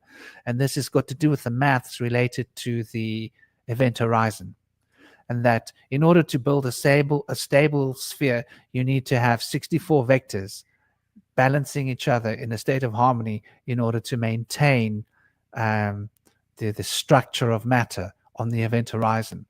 So it seems like they've got similar ideas that they're all mapping, and he got that from the I Ching and turned it into math related to geometry. He's worth checking out if you haven't seen Nassim. So he's kind of like giving you like an occult program, what would be an occulted teaching that he's de-occulting for everyone to have to basically know themselves better and improve on themselves in a way. That's right. Yeah. Okay. I mean, that's nothing. I have nothing against that. Yeah. The problem is when technology starts being injected into your body, and naturally the body starts rejecting it, and that's like, those are the occultists I have problems with, and those are the scientists I have problems with, because that just doesn't work. We know it doesn't work. You're completely right. But it's like, what I've noticed is there's this movement and Scientology was before this. So first it was Scientology, then there was human design. And so the human design is like a revamped version, modern version of these ideas. And then the gene keys come and they speak about these genes. And so when I look at that, I'm like, some part of me is like, it bugs me, because these modern authors, okay, so this guy who did the gene keys has got a huge following, and he took the vax. So now his followers all went and took the vax. Okay, yeah, that's and weird. They used the fact that he took it. Do you see where I'm coming from? Yeah. With these new movements happening on the planet, with these new gurus. Yeah. Well, I mean, Steiner warned so hard about this. Steiner warned so hard. And he, out of thin air, now he's got a follower, and his follower takes his, puts it in his mouth, tastes it, gives it back to us. And now we've got all these thumb-thucking ideas that might be true, they might be relevant, and they might be based upon ancient sources and information. But when you overinterpret something, if you get like one thing wrong, and now if you base your whole life upon this, so people are basing their whole psychology and their life upon this, and astrology is like this too. If you misinterpret the astrological principles, and let's say you are like, you believe astrology is the way, but you mix up what Jupiter means and you mix up what Mercury means, and you think that your horoscope means you're this person based upon your Mercury and your Jupiter. Do you see what I'm getting at? Mm-hmm. You might get a completely twisted idea of who you are, and then everybody else might have a twisted idea of who they are because Mercury and Jupiter were switched. And as soon as you said this was based off Scientology, I'm like, well, then it's fucked. Like, it's fucked. Like, I mean, Scientology is made by a freaking probably highly narcissistic psychopath who worked for the intelligence agencies and was doing occult sex rituals in the desert with Jack Parsons. Like, he made this freaking really, what's the word I'm looking for? Illegitimate con of a religion, so he didn't have to pay taxes. And he also at the same time then implemented mind control programs in the group, and it was okay at the first, these lower levels of Scientology, because most of that's self-help, but as soon as you get past like level 3, then you're fucked, because they start messing with you. They start telling you have entities in your body. They start telling you they have control over the entities. You have to tell them all your secrets. They use that to blackmail you. They don't let you off the compound half the time. It's a cult. Yeah, no. Well, this is what I'm sort of getting at, is that a lot of these seem to me to be like almost like cults. And I see these like religious, like find yourself cults coming up, be it Scientology, be it human design, be it the gene keys, be it this, be it Christianity, be it science. There are scientific cults that have come Scientism is a cult, all the isms. And so we're being basically culted. And there's a cult for everybody. Oh, you don't fit into the science cult, don't worry, we've got a human design cult. Oh, if that doesn't work for you, we've got Scientology. If that doesn't work, we've got the gene keys. If that doesn't work, we got the political cults. And I spoke on this last. one of the last shows about the psychology behind that, with how it's like The LGBT. it's like narcissist codependent with both groups, but instead of one-on-one, it's like the media and your political leaders are the narcissists, and then you have the codependent public on both sides. They they disassociate and create a fictitious reality that they exist in. And if you try to tell them their version of reality is not true, they attack you. And they tell you you're freaking insane, and they basically cut you out of society, or they try to ruin your life. The same goes for both sides. They both are in these fantasy worlds they have created, where the narcissist controls the codependent, and eventually you get more and more narcissists who then keep controlling more and more codependents, and it's a vicious cycle. I think that's very interesting, this whole codependence thing, because it makes me sort of recognize and realize how, we do find that this notion of cultism isn't a new one, right? And we've sort of been forced into cults when we were in the serf system, were we not? And I think we've always had to it's like a gang mentality, isn't it? You got to join a gang for someone to have your back. And this is what the Masonic tradition is. It's a cult, really. And within that cult, there's an Illuminati cult, and within this cult, there's that cult. And within, like, we're basically living in a world of cults.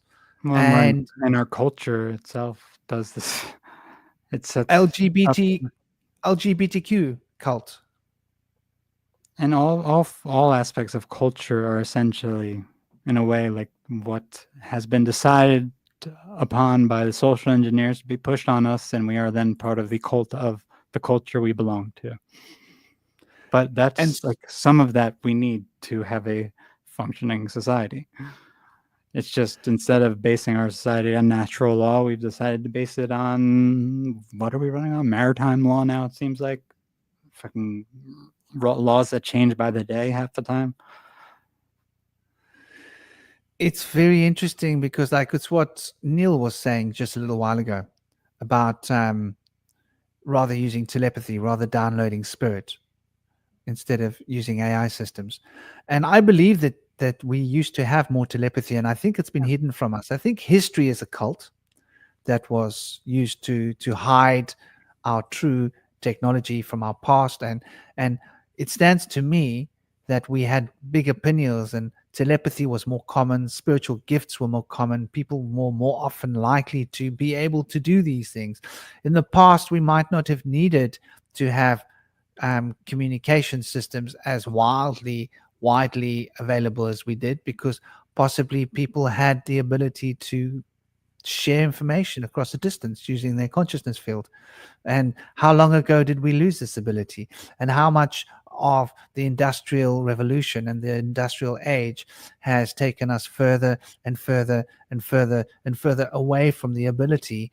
And how much of that is now being supplanted by the false versions of AI systems? And you can control machines with your mind. Well, we used to be able to lift rocks with our minds to build like big. We're gonna get artificial telepathy from Meta, who wants to give you a headband so you could talk to people. Eventually, you won't even need the headband because you'll be so filled with nano materials or your phone will be able to just sync with your brainwaves.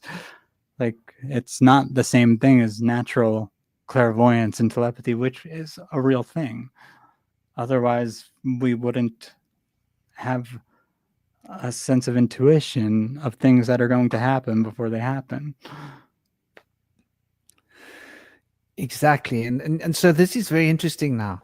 Like, when I was a child, we used to look at the clouds. And we used to look at the stories in the clouds. You did it as a kid, right? Mm-hmm. It's one of my first BushWhisperer speaks, because I've got these two, season 1 and season 2 of BushWhisperer Speaks, which is basically taking spiritual principles and trying to bring them down to a shamanic ground root so that it can be easy to grasp certain principles. And right in the beginning, I'm starting about watching the clouds. I call it cloud cinema. And as children, we would watch the cloud cinema. And when I became older and I lived in the jungles and I was engaging with the guides would talk to me through the clouds. The guides would talk to me through the animals. The guides would talk to me through nature. And I realized, oh my gosh, this is like when I was a kid. Duh. I used to sit and stare at the clouds, and I used to see pictures, and I used to see like animation and stories happening in the clouds. And I could understand that it meant something. And so like it took me a lot of deconditioning to be able to do it now as an adult, like going into the wild and detaching myself from my ideas and beliefs and all of these mental structures. And so this is something that they don't do anymore. Do children do that? Do the children sit outside and look at the clouds and look at the pictures in the clouds? Why would they do it if they got a TV or a telephone or a tablet or a game console? Do they have a sense of imagination, natural imagination? Or is it a conditioned form of imagination that's forced upon them? What do you mean? Is what a condition? Do they have natural curiosity and imagination still, or is it more like they have to be told to basically use their imagination, or they won't naturally do it? I'm not really sure. I don't have children, so I can't. I think they do it naturally, because I was on my own. So I mean, now are like kids who are being brought up now? Do they still do? Are they still doing it naturally? I hope they are. I don't think they are. Yeah, I don't think they are. I think the neurodiverse children might be, but what I've observed in the younger children is they go home, they watch TV, they play game consoles. They've got this app and that app. They've got this technology. They've got that technology. So when we were young, when we were kids, there wasn't TV. So we'd be outside, because that's where we played, outside in the neighborhood under the sun and the stars. And we'd be like chilling, and we'd say to each other, can you see the horse in the clouds? Yeah, I can see the horse. And then they'd be like, can you see that one? Yeah, look at that man. He's running after the horse. Ha ha ha. We'd giggle. They would be like, look at that one. And so we'd be discussing the story. And then as we looked into it more, we'd notice there was a whole world of animation happening in the clouds. Why would children be doing that? They don't even sit with each other anymore like they used to. They don't spend much time together. They don't play outside so much like they used to anymore. Yeah. And if they play like on console games, and so like my son, like for example, I taught him how to see the gnomes. Right? I explained to him, like, sit and look at the rock. Just look at the rock. Just keep looking at it. Can you see there's a face in that rock? Mm-hmm. And he'd be like, wow, yeah. Can you look at the face? Now, when you see the face, can you see the rest of his body? And he'd look and he'd be able to see this gnome in the rock. And I'd say, now, what do you think that is? And then I'd say, look at the sea. Can you see the faces in the sea? Can you look at the clouds? Can you see? And you start recognizing that your unconscious has got this ability to tap into the other consciousnesses around you. And that this entire reality is made out of beings and consciousnesses. And you can sort of see them reflected. You could look at a flower, you could look into nature, you could be looking at foliage. And in that foliage, you could see that there's a presence. There's a being in that foliage. It's looking at you. And if you look deeper into that being, it can communicate with you. Right? So I had to take my son out and show him this because, I've got like a flat screen Samsung TV, and I've got an Xbox. He likes the Xbox, and he's got a tablet, and he likes playing Warcraft, and his school's on a digital Zoom school, and he likes Netflix and Disney Plus, and he discovered YouTube, and his mother goes behind my back and puts YouTube on for him, and I'm like, no. YouTube's messed up. Yeah, man. Like the crap that they get exposed to. And so he's been exposed to all this rubbish on YouTube. And it's like, this is why I take him up the mountain every morning. And I spend 2 hours with my son in nature before his mother can get to him. Explaining to him, listen to the wind. The wind's got a voice. Listen to it. If you listen really carefully, the wind, listen to the birds and the wind and the way the leaves are playing their music. It's like a song. And he'd be like, oh, wow, that's interesting. Listen to what it's telling you. And then he'd say to me, Daddy, the wind just told me that. And I'd be, that's cool, my boy. We used to do this naturally as kids. Yeah. It's a natural thing to do. I was outside all the time. I find it so bizarre that I don't see any children outside anymore. It's not around here. So that's part of the end game, to stop us from using our imagination, to stop us from realizing that the imagination is a way to engage. The last round table we did, which was the last round table? Well, the round table that we did, which was the organs of the soul. We really discussed this, the imagination and all of this. So the imagination is such an important, integral part. I drew this picture that I shared with people, which is basically this is my interpretation of how these things work. But basically, it's what it is. Like if you look at the Hermetic 7 principles, and the imagination seems to play this fundamental, completely fundamental role in acting as a central pillar, as a reflection, with the principle of, I don't know if can you see this? Yeah, is it up? So we've got the 3 circles. We've got the inspiration, intuition, memory. Then memory intersects. It's the viscous Pisces between this space and the next space. Memory, imagination, and will. And then will is the viscous piscus between, like, what I call the etheric and the astral. And we've got the will, instinct, and the sensation. And these 3 organs are like the etheric body's organs. And then these 3 organs are the astral body's organs. And these 3 organs are the causal body's organs. And so we've got 9 of them, but there's 7 of them, but 2 of them play dual roles, which is sort of like the that which connects this space to this space, this space to this space. So, but the imagination sits right in the center between a double interface where will touches the etheric and where memory touches the causal. So the imagination is the key, the most spiritualizing of all the senses. What's at the very bottom under instinct? I can't see it because of the chat that's over it. Sorry, let me sensation. Jesus Christ, if you look at those inspiration, intuition, memory, will, instinct, sensation, it's like that's everything that those in control seek control over. Exactly. And these are, I relate these to the 7 principles.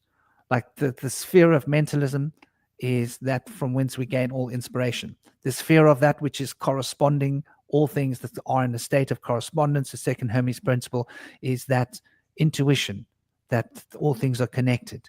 Then the sphere of vibration is the memory, the mem, which is the mime, which is the principle of water, which is holding the womb, the vibration, the sound of the universe.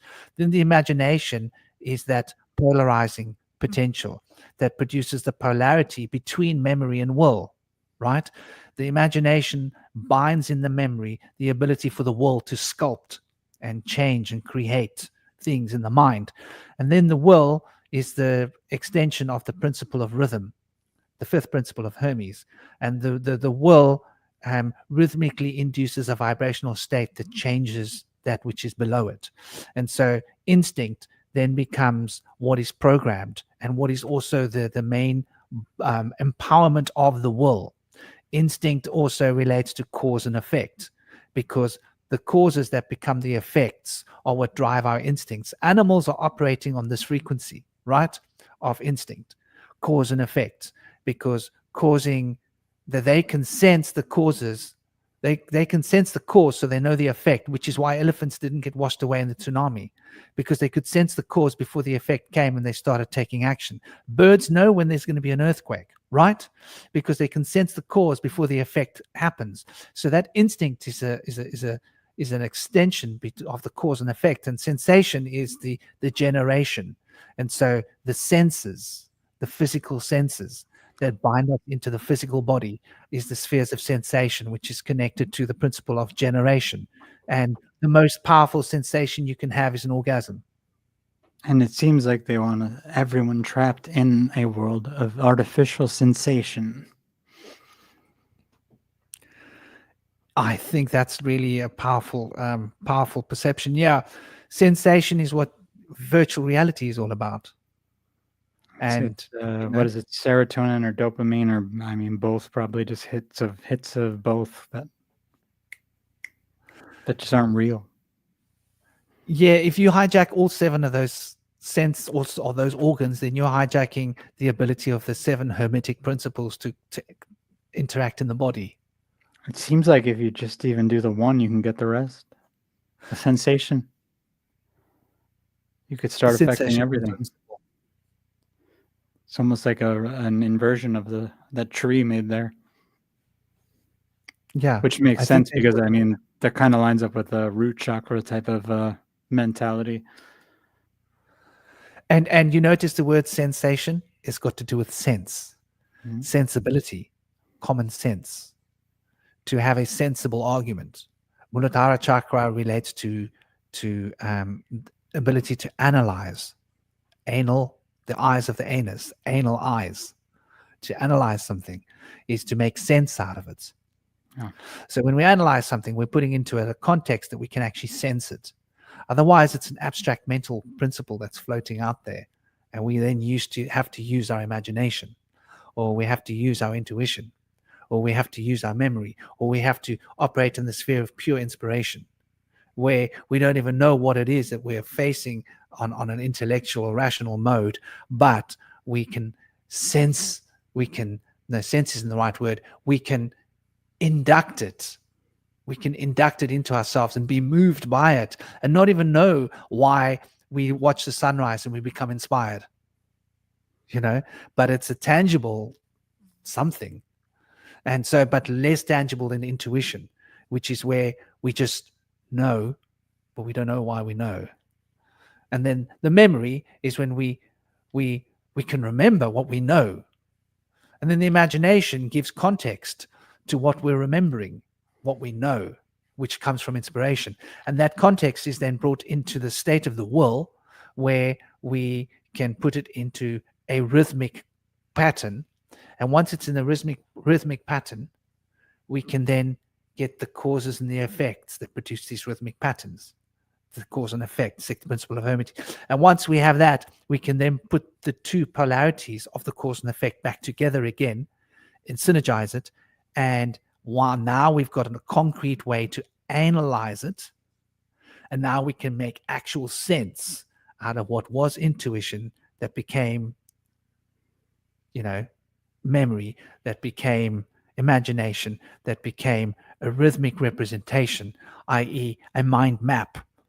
A rhythm reproduces when you do a spider diagram, for example. It really seems like all of these, every single one except sensation, has been erased in a lot of people. Like it's been, or at least severely diminished, to the point where they're just relying on sensation and like an emotional response with none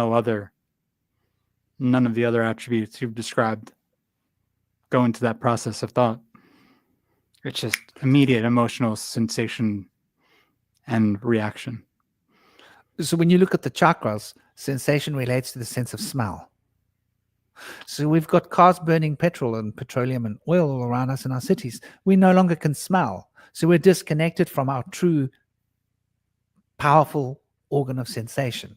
This is something Gabe had brought up too with me recently on the live we did about how people lost their smell over the last 4 years because of various things that were, whether it was what they took or they got sick. And so now everyone has a very different, or a lot of people have different senses of smell or no sense of smell. And that's very strange. Genetic rewriting. And smell is highly attached to memory. And so what happens now? In Vedic cosmology, the smell is the root chakra, the Muladhara. which is the element of earth, which is sensation. Then you got the sense of taste, which is the Svadhisthana chakra, which is related to discrimination. Discrimination is related to instinct. I know it might sound weird, but once you've got a discrimination against someone, your instinct is to discriminate against them again. Mm-hmm. So it drives this wheel of instinct. Discrimination becomes instinctually expressed. And so it relates to that particular element. And the sense of taste is your instinct, right? Like, ugh, I can't eat that. It's off. And that's another thing that was affected, the smell and the taste. So then the instinct, like instinctual thinking would have been, or I mean, I don't know if it would have been changed. Well, I definitely think the sense of taste has changed because of all the preservatives in the food and all of the bad foods and all of the fake flavors in the foods to confuse and numb the sensation, numb that chakra's ability to be integral.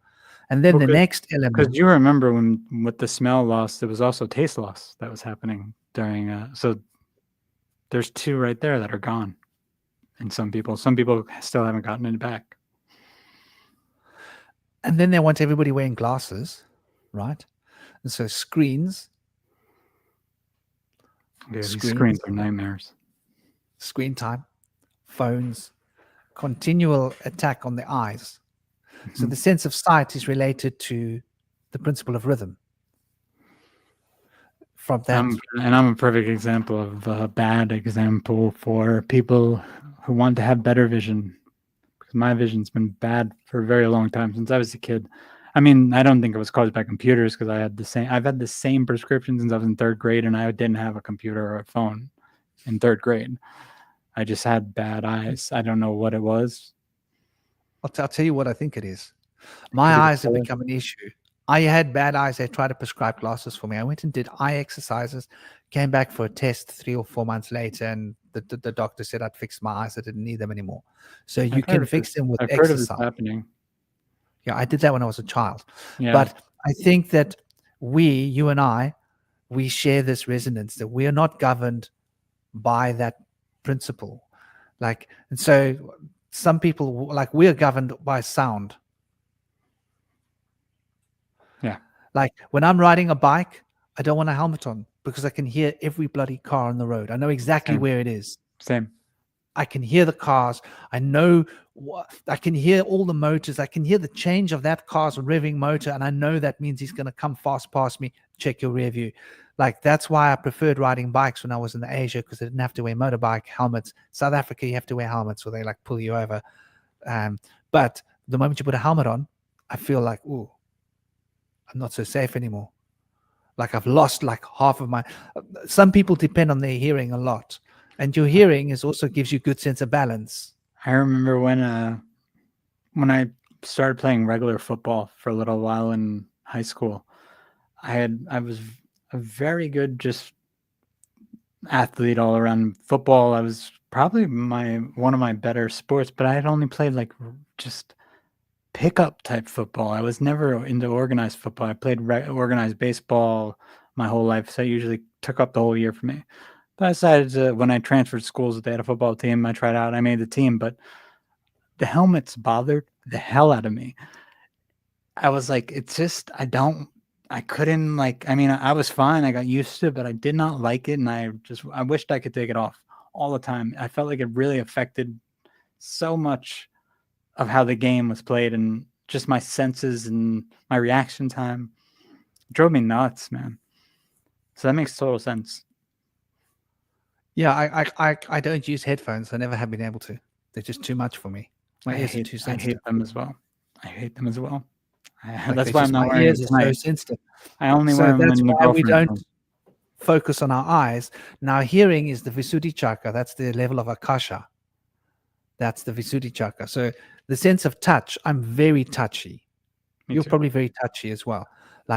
Very touchy feeling. Yeah. I can feel someone walking into a room if my eyes are closed. Oh, yes, that too. Yeah. On my skin. I could feel someone looking at me all the time. It's like I feel it on my skin. If someone looks at me in a crowd, I feel this tingling sensation on my skin, and I'm like, what's making my skin tingle? Oh, it's you looking at me. Yeah. So like my sense of touch is highly enhanced. That's the heart chakra. Mm-hmm. That's the polarity. That's got to do with energy. You feel the poles of energy moving through your skin and your touch. I think And even so part of it with me is I become touchy with your hypersensitive. girlfriend, you like to hold her, and you like to be massaged, and you like to be tickled. Do you like being tickled? I honestly I don't really like to be tickled because it's too much. It's too extreme. I can't. It's like I don't. It's almost can't take it. I mean, your feet. No, it gets too intense. I'm like I get almost to the point where I'm like I can't breathe. Like I need to stop. I like that rush. It makes you rush. I feel this going through my body, and I've got to relax my whole body, and there's like this rush of energy fly through my body, and I sort of it's like I don't know, it's like an amphetamine rush or something to me. If someone tickles me, if I can go past that threshold of that agony of it, I sort of enjoy it. But like if somebody tickles me here at the wrong time, I can be very oversensitive as well. I can only do it with will, like focusing my will. That's different because when I can if I know someone's gonna tickle me, I can stop it. I can be okay.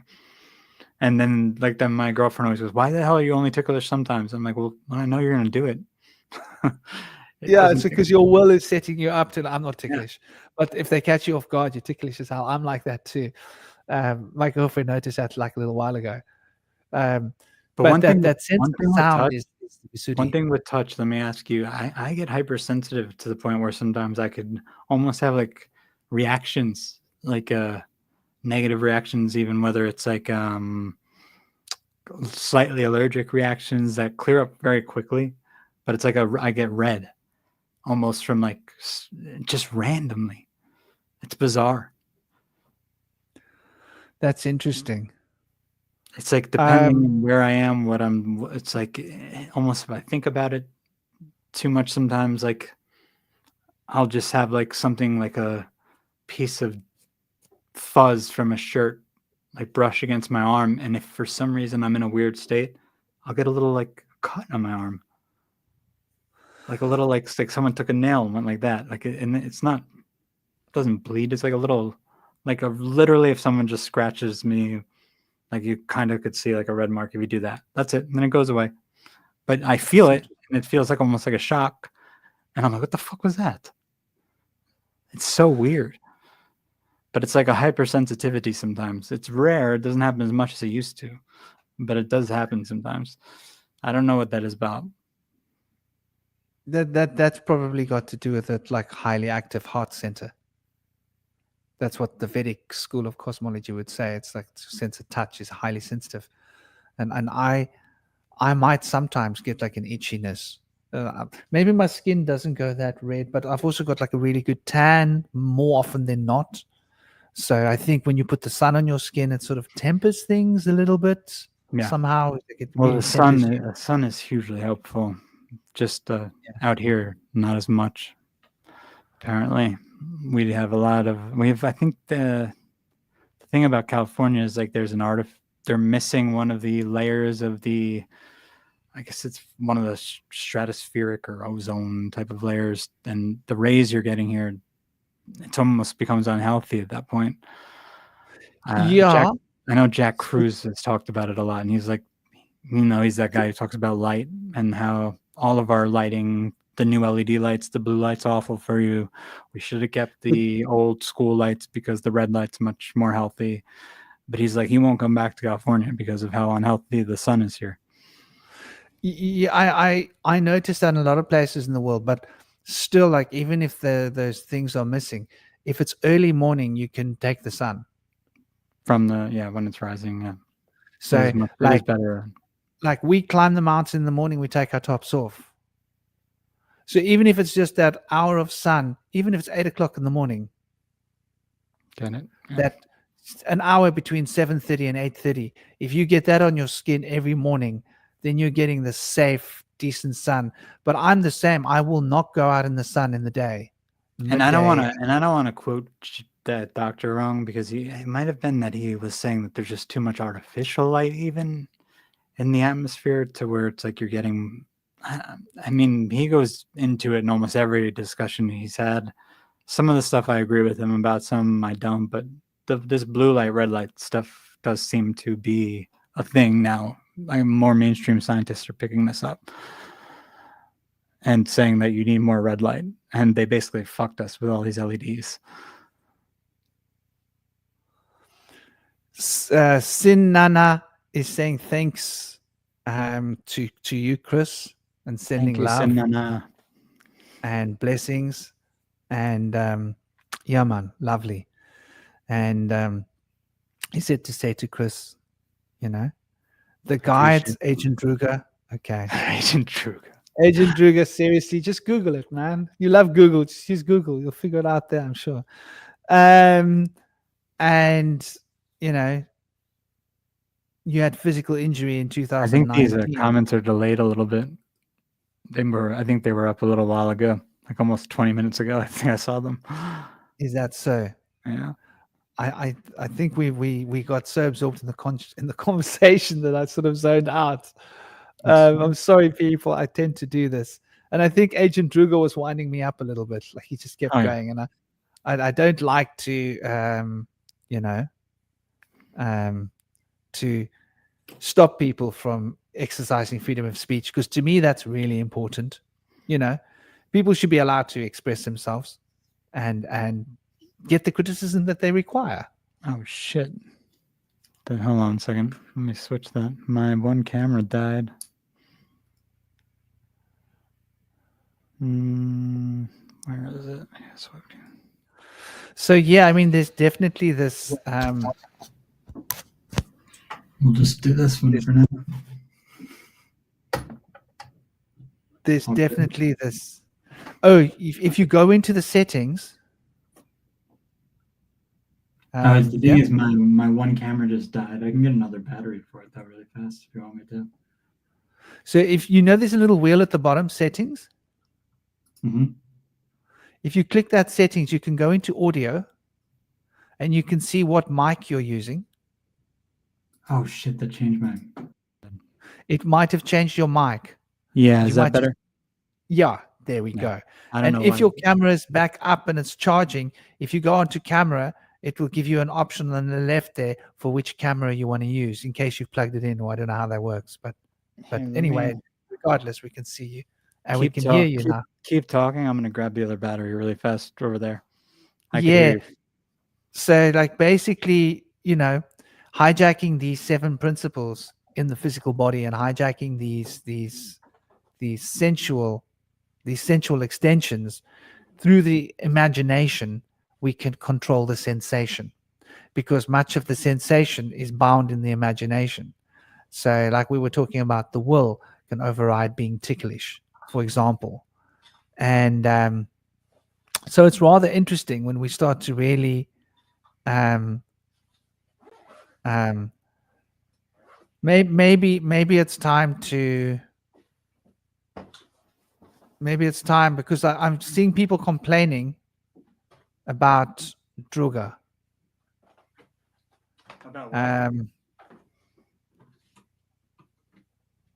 So okay, people, I've put Druga on a bit of a timeout.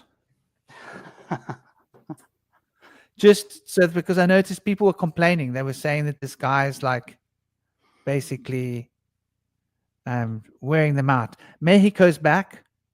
Mexico. Yeah, I mean, I think he's a little bit of a troll. My girlfriend says if I tickle her, she'll react with a backhand instinctively. I can see that. But so I've put Druga on a timeout for a little while, just because he's trolling and people are getting annoyed, and they say that it's affecting their ability to and the flow of the conversation. But yeah, so if people can hijack the imagination, and they can hijack, because he's not really here to be a part of the conversation. He's here to just basically troll. Yeah. And it's all good and well having differences of opinion, which I think is healthy. But if it's like everything that's being said by everybody, you just want to turn it into an argument, then people start finding that form of psychic vampirism is draining. And we'll let him come back in after a while. He's just on a timeout for a little while. We'll let him come and troll again It later. must be the only live that he could mess with right now. That'd be so Yeah. nice. So, if they can hijack the imagination, they can hijack our sensation. And once they hijack our sensation, they hijack the whole system. Because, like you're saying, the seventh principle of Hermes is that fundamental. If you look at the Kabbalah and you look at Isia as it's extended into the Gulf, that contains within it Yetzirah, Bria, and Atzilut. All three of those are bound in the physical body. So that's why when you look at Malkut, if you look at the color wheel of Malkut, it's 4 colors. It's black, it's citrine, it's olive, and it's russet. Russet representing the red of fire on the earth plane, citrine representing the yellow of the air element on the earth plane, and olive representing the element of water on the earth plane. And these are bound in the black that contains them all as that physical flesh puppetry that contains all three of these elements. The Negredo. Right? Okay? The Negredo, basically. Negredo. Like the alchemist Negredo, right? Yeah, maybe, might be. I read a lot of this stuff when I was young. And so I read a lot of books when I was young. A lot of books. And then at some point I decided like the books were getting in the way. I just needed to practice. Yeah. I mean, a lot of this information with the, especially the occult information, it's like some of it can tie you to paradigm too much, tie you to the system, and you just become like another cog then in that system that you're studying instead of like individually exploring things. And it kind of can prevent some people from actually knowing that themselves properly. Like they just start doing what they're told to do. Basically. Again, it's just like that's what we want to avoid. Yeah, it's interesting. You talk about this avoiding. And so it's mentioning here below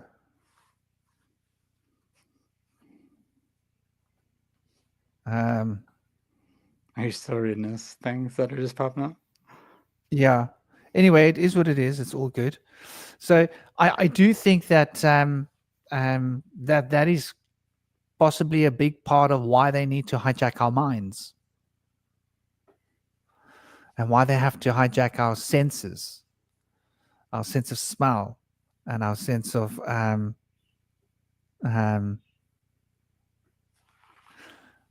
why they need to be able to basically get us into a position of being able to focus on this digital reality, right?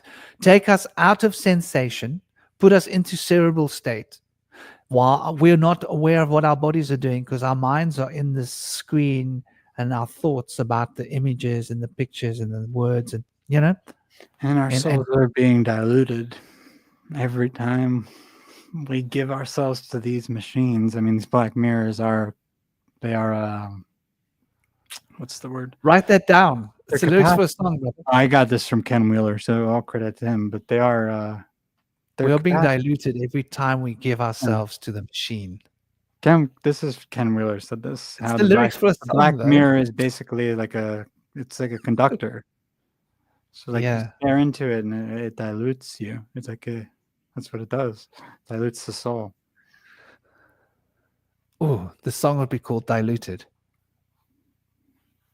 Ken's a smart guy, man. Theoria Apophasis, if anyone wants to look up his channel. He has a lot of good information on magnetism and the dielectric, and he also has metaphysical stuff that he puts up, mostly about like original Buddhism, because I think he's a Sanskrit or Pali translator, one or the other.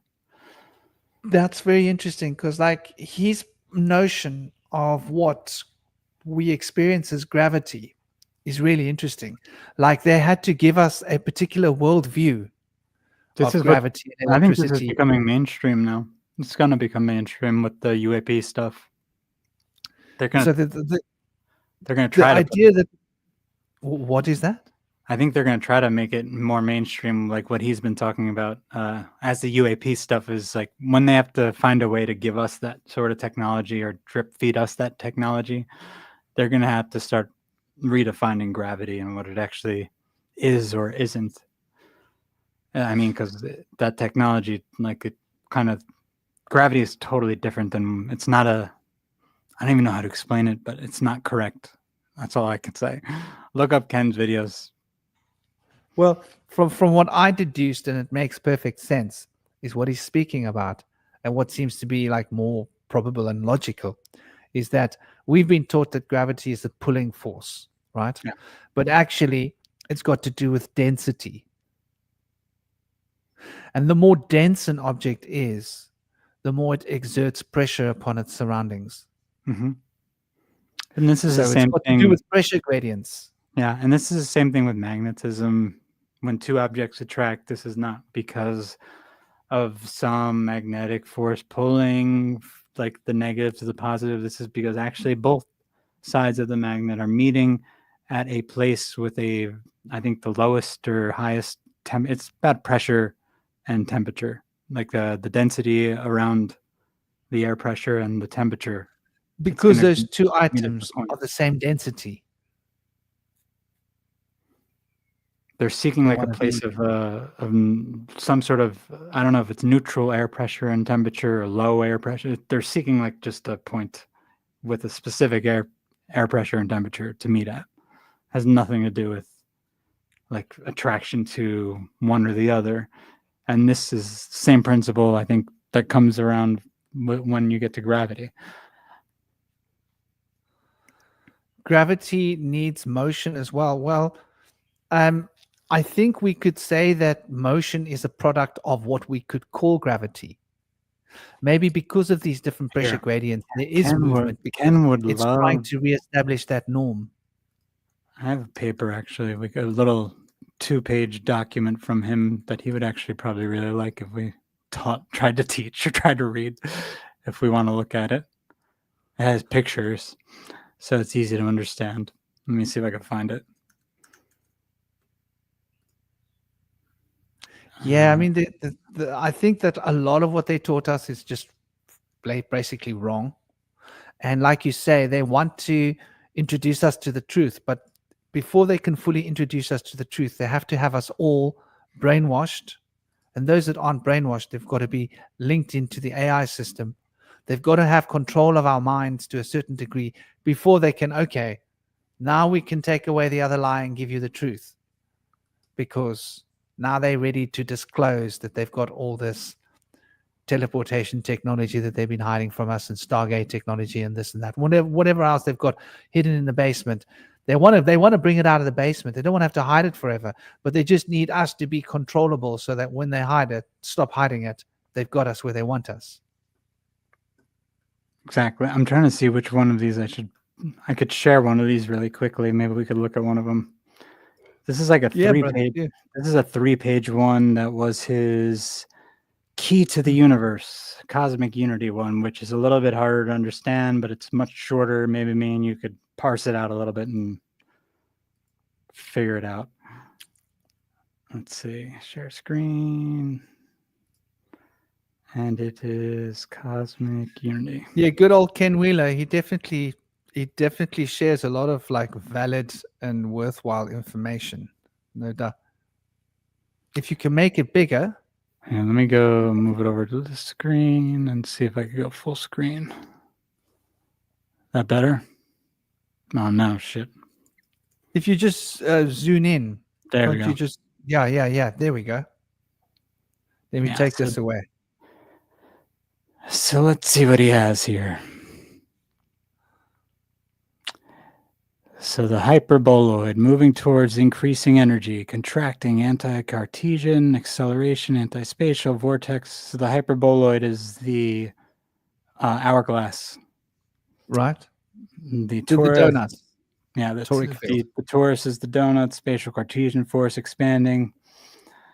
So basically, I think this is like he says this is like a loop, and I think this is what he considers like basically how energy travels from the metaphysical to physical universe. Let's see what else he says here.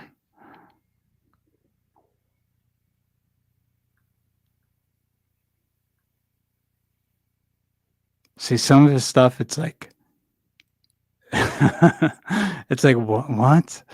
It's just, it's difficult. You have to like, and he even speaks and he acts like he's speaking simply, but he's not. But I mean, this right here is like isn't this like the right-hand rule that with the three directions here? Interesting. I think that's what that secretly hides. What is the purple writing? Where is purple? Where you got that the edge of the cube below you? Where you there? Just there. That edge of the cube. The three lines. The blue above us. Here? No. If there's a picture in the top of the screen. If we go up a little more, beyond that, there's this thing right here. Yeah, that thing. So there's direction, there's electric field, and then there's something else. Field. Magnetic field. Okay. Electric field, magnetic field, direction. Interesting, huh? Yeah, and when you like really, because all right, so and you notice it's the edge of a cube. Yeah, well, that's why I was saying I think this is like the right-hand rule when you see like the Masons put their fingers and they do like they point forward, they have their middle finger pointing to the right, they have their thumb pointing up, their index pointing forward, and I'm pretty sure it has to do with this. This is like that, what it really represents. But here I think he's talking about how you get from light or sound into matter. So what do we have here? 3 energy capacitance barriers in the universe. C is less than, under barrier, open, loose, torus, propagating. So it's a propagating field. If it's over barrier, it's a closed loop. It's a non-propagating field. Okay, I mean, compound force and inertia, geometry is light, plus matter. Force, geometry, torus, increasing energy, arrest inertia.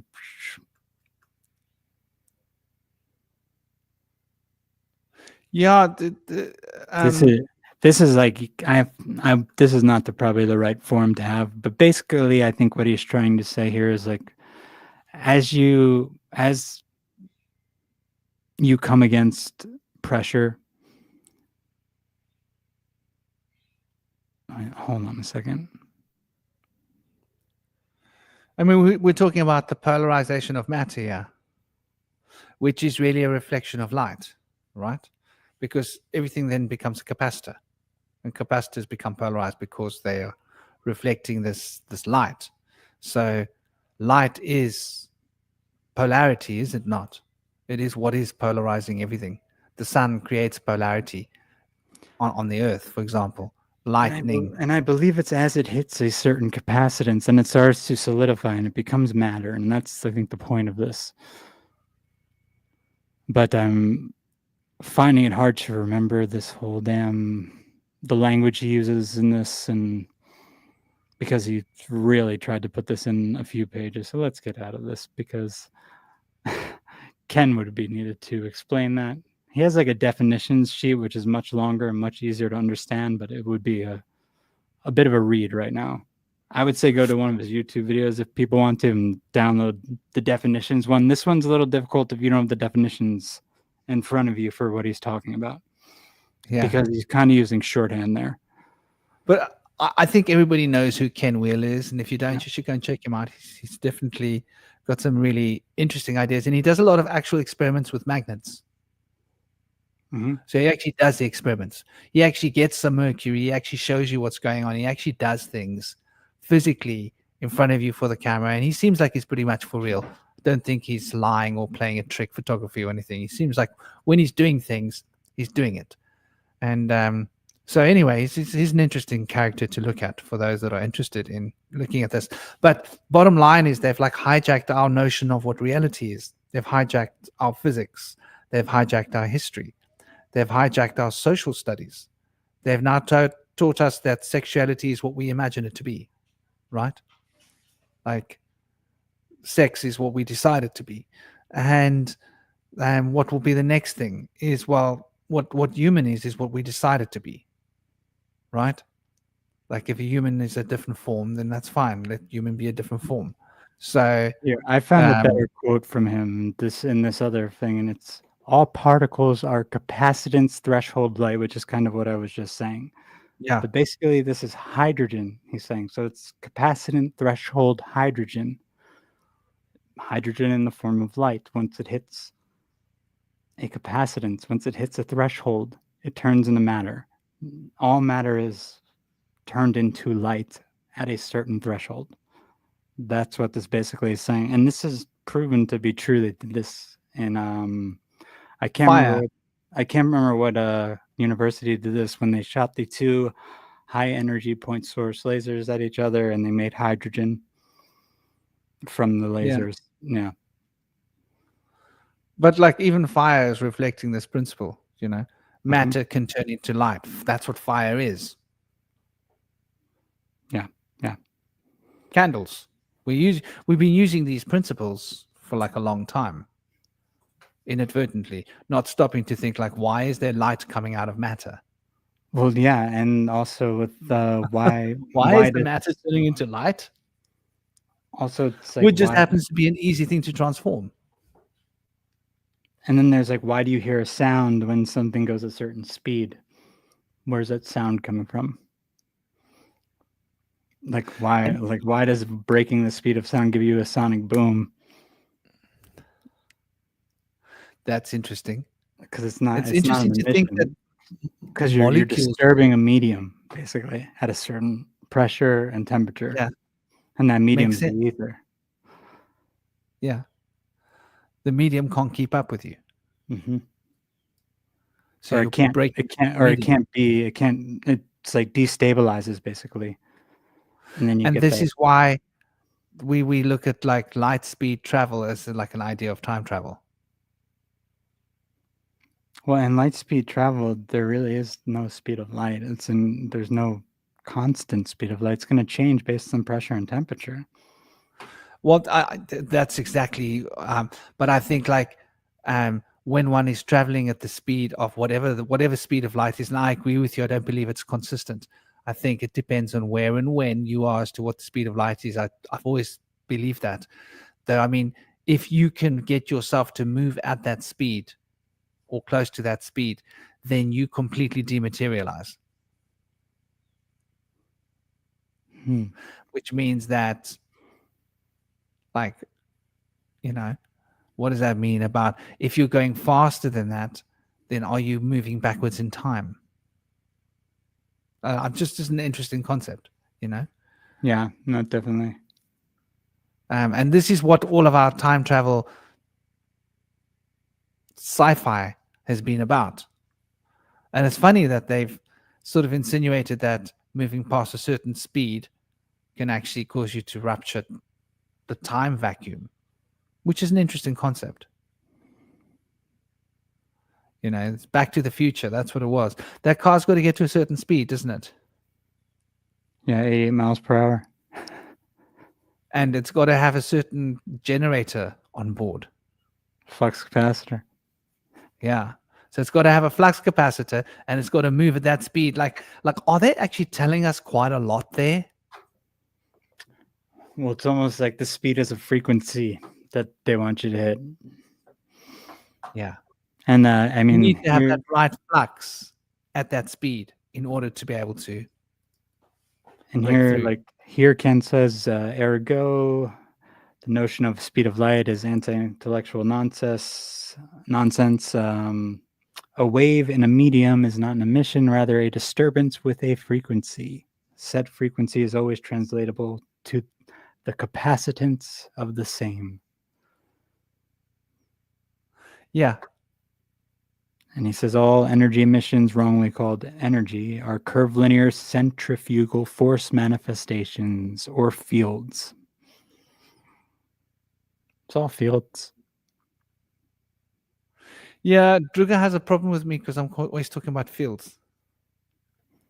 He's like, Everything. you're always talking about this astral field. What is that? Oh well, What's this I mean that's like etheric more of a field? What is that? It's just that's more causal of a field. that's Because more it's a of a field. It's a body, but it's a field. yeah, you know? and that's more of a metaphysical principle too, a spiritual principle, which he seems to have problems with all spiritual principles, which is fine. Yeah, well, it's interesting that like this is what the science, when we really start looking at it, seems to suggest as well. Like, obviously, it's not definitive. Science is a bit of a cult. I think it's one of the big religions, but at the same time, there's something to be gained from it. It's like I'm not one to believe in throwing the baby out of the bathwater, but at the same time, I'm not going to drink that baby's bathwater. Yeah. Well, I mean, this is one of the things that Ken hooked me with when he was like, they can't define what a wave is. They think it's a thing. They think a wave is a thing instead of what something does. But that's retarded. It's literally retarded. Like, this isn't like, this is not a wave. My hand is waving. So when you call a wave, like you make it into a thing, it's an action. It's not a noun. So what Yes. is creating the wave? What is waving through the field? They have no idea. Most mainstream scientists have no idea what they're talking about. They're just repeating stuff. This is interesting. Like, I've always thought of like first thing when I was like a child, and they drew this thing, and I was like, that flat thing looks a bit flat to me. And then when you start noticing that it's like this, oh, it's like beating like a heart. Okay. Mm-hmm. It's like a living thing beating like a heart. Exactly. And then how fast that heart is beating is the wavelength and that squiggle. And so everything in the universe is beating like a heart, which means that it exists, it doesn't exist. It exists, it doesn't exist. It exists, it doesn't exist. It exists, it doesn't. So antimatter is continually antimatter, matter, antimatter, matter, antimatter, but really, really, really fast. So everything is vibrating, and that vibrating is coming out, going in, coming out, going in. The toric field coming out and going in. So it's oscillating between the out cycle and the in cycle. We think of them as happening independently at the exact same time, but maybe it's binary, out, in, out, in, out, in, like sex. Right? And everything is that. And so everything's modeled on that. Atoms are vibrating. Hearts doing the same thing. And you notice how the heart beats. It beats like this. Mm-hmm. It's a torus. Mm-hmm. It's a toric field. And what's going through, because of the way it beats, because it's got these 4 different bandwidths of muscle, and they twitch at a different speed. So it like does that. It's like a vortex. Yeah. It doesn't just pump. It squeezes the blood, and the blood then spirals through the system at like that phi ratio spiral. So that's why we can maintain the blood pressure. Otherwise, like, our system would go psss. Yeah. These are refractions and spiraling, impressions. it keeps it together. Yeah. The pressure on the outside is not more than it should be, more than it can handle. And this is like basically the universe being reflected, a reflection of the internal human body. Like, everything is a reflection. I mean, and this is why you don't insert AI or technology into something that is already fucking perfect. That is the end game. They want to dement what's perfect and make it imperfect so they can control it. And we are in the way. And then they think they can become gods this way. And it never works. And it never will. It's not going to happen. All that they will do is they will trap themselves in the 8th sphere. Yeah. Or trap everyone in the 8th sphere and screw Screw us all. You know, the one thing you're talking about that they can't change us on a soul level. Hopefully. I think this is why morals matter and ethics. And because if we lose our moral compass, then we can become aligned with things that, to me, morals and ethics is like a man-made copy of nature's law. And nature's law is a biological law of life, of understanding those 7 principles of Hermes and that they fit together in a single structure. And so when we're in alignment with it, like, you won't find a lion seeing something that's not a threat to it, just going out and go, oh, you know what, I'm just gonna off you. You know, they, like, if they need to eat, they off something to eat it. There's like a law in nature. You'll find predators and non-predators together when they don't need. Like, there's this rule in nature that everything sort of cooperates. Everything exists together. And if there wasn't that cooperation, so that they want us to believe that, what's that word? Codependence is toxic, right? But codependence is nature's rule. We are in a state of codependence, but we're in a state of healthy codependence. And so you get this vampiric codependence, which is like a vampire creature in the body that's like living off of your body and basically unaliving you, or the healthy codependence of the gut bacteria, of the probiotic gut that keeps your immune system healthy, because its survival depends upon you and your survival depends upon it. Well, so this is, I have a perfect example of what you're saying right now, in the health sense. If you look at corpses, I believe I want to say 1800s and before, no cavities. No cavities. No what? Cavities in their teeth.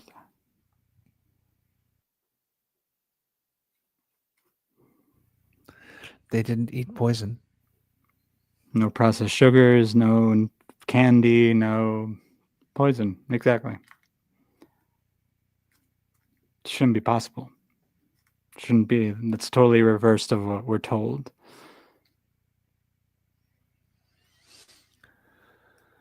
Yeah. And also, like, there's a whole book on this regarding the teeth, and like, orthodontists weren't needed for a reason, because you could actually shape your teeth without braces. You could fix crooked teeth.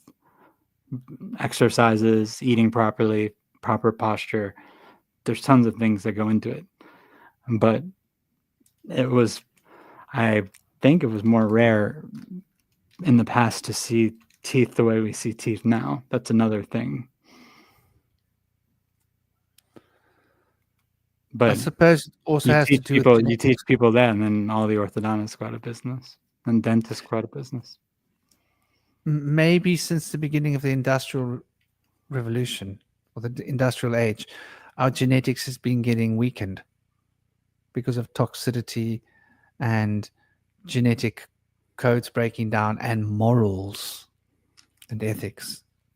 Because, like, the genetic code is reflecting who you are. Yeah. And that reflects who you are physically. So if you change who you are chronically, then your genetic code will have to change chronically to allow who you are to manifest here. And this is proven through epigenetics. This is a consciousness thing that's manifesting the body. Yeah. And we see this in epigenetics. Like, yeah. when you've I mean, obviously people have done like the test even with food, when they say negative things to a bottled thing of rice and positive things to a sealed bottle of rice. The negative bottle of rice will go moldy before. But I mean, I know there have been biologists who have done the tests with the cell cultures, and they've had it based on just what they were trying. Like, I guess they would combine it with like muscle tissue, and then all the cells would create muscle tissue. And there's various factors that go into the whole epigenetic thing, including language. But it's language and environment affect your genetics way more than people want you to believe they do. And that also includes what you tell yourself every single day when you wake up in the morning, and what you're told about yourself. And the unconscious, what you allow the Hollywood entertainment to tell you about how your body needs to be upgraded. Yeah. I remember Mark Passio said the one thing when he was in the Church of Satan and he was a priest. He said the one thing they were never allowed to talk about was epigenetics. Wasn't allowed. Interesting. Yeah. So like this whole, I had this argument with somebody in 2004 in a park. And I was talking about how genetics is in a state of evolution. And by evolution, I don't mean Marx, I mean adaptation. And he was like, no, that's not the science. The science is that genetics is fixed. And I was like, hold a moment, And this whole epigenetics means that the very genetics can change, right? Yeah, you can change your thoughts, and your genetics will change your thoughts. Epigenetics control, I think, more of the like what is expressed genetically via the individual than their actual the regular genetics. So like regular genetic, I guess, disturbances or traits you inherit from your parents have less an effect on how you will develop than the epigenetics. So which are like epigenetic programming from your environment, from the things you believe subconsciously, the things you're told, things that are repeated, where you grew up around. Well, brother, it's been a lovely discussion. I see we've been nailing 4 hours and 6 minutes. I don't know how we did it. It was supposed to be 1 or 2 hours. Jesus. It must be late for you. I got to work. Like 2:13. Girlfriend's going to be home in like an hour from work, so I'm all good. Well, I've also got to run and get into my boy and my work and everything else. I can't believe it's midday already for me. I know, man. I know. But it's lunchtime. I skipped breakfast. Eat, man. You got to eat. Get some food in you. Thank you for doing this with me tonight. I know that we had that. I should have thought that the days would be confused yesterday. I wasn't even thinking until it was too late, so I apologize. Me too. I thought about it afterwards, like, duh. He said it's going to be his night. I know, morning. And I was like, oh wait, he said now he's the morning after. Yeah. we both fell into that sleep trance. It happens, brother. I know. But it was a lovely discussion, a lovely conversation. Thank you. We will definitely have to maybe pick up where we left off. Epigenetics. Absolutely. Maybe if Gabe wants to come on next time and throw some of his weaves in or something, we could always invite people on to weave in more stuff with us. But if not, me and you, we'll keep rolling. Man. Yeah, man. So should we do it same time next week? What is next week? Tuesday of next week? Yeah, I should be able to. Is that a good time? We can start half an hour later if it's easier for you. Let's do same time next week. Here, let's talk on Telegram because I might be leaving on Friday to go work in New Jersey for a week. So let me make sure I'm not leaving sooner than that. I don't think I am. Tuesday should be fine. Let's plan on Tuesday, and maybe if we have to move it to Sunday or something and you want to do it Sunday, whatever time, we'll figure it out. But we'll figure it out. Let's plan Tuesday for now. Okay. I suppose your Sunday is my Monday. Yeah. Okay. Yeah. You see, this is yeah. Big love, brother. Yeah, that could work. So we can figure it out. I think Tuesday should be fine now that I think about it. I think I'm not leaving till the week after. I'm trying to think what the date is. I should be fine. Let's plan on Tuesday for now, and I'll let you know if otherwise. Sweet, brother. Well, much love to you. Big blessings. You too, brother. You too. I had a good time, man. Thank you for talking with me. I loved it.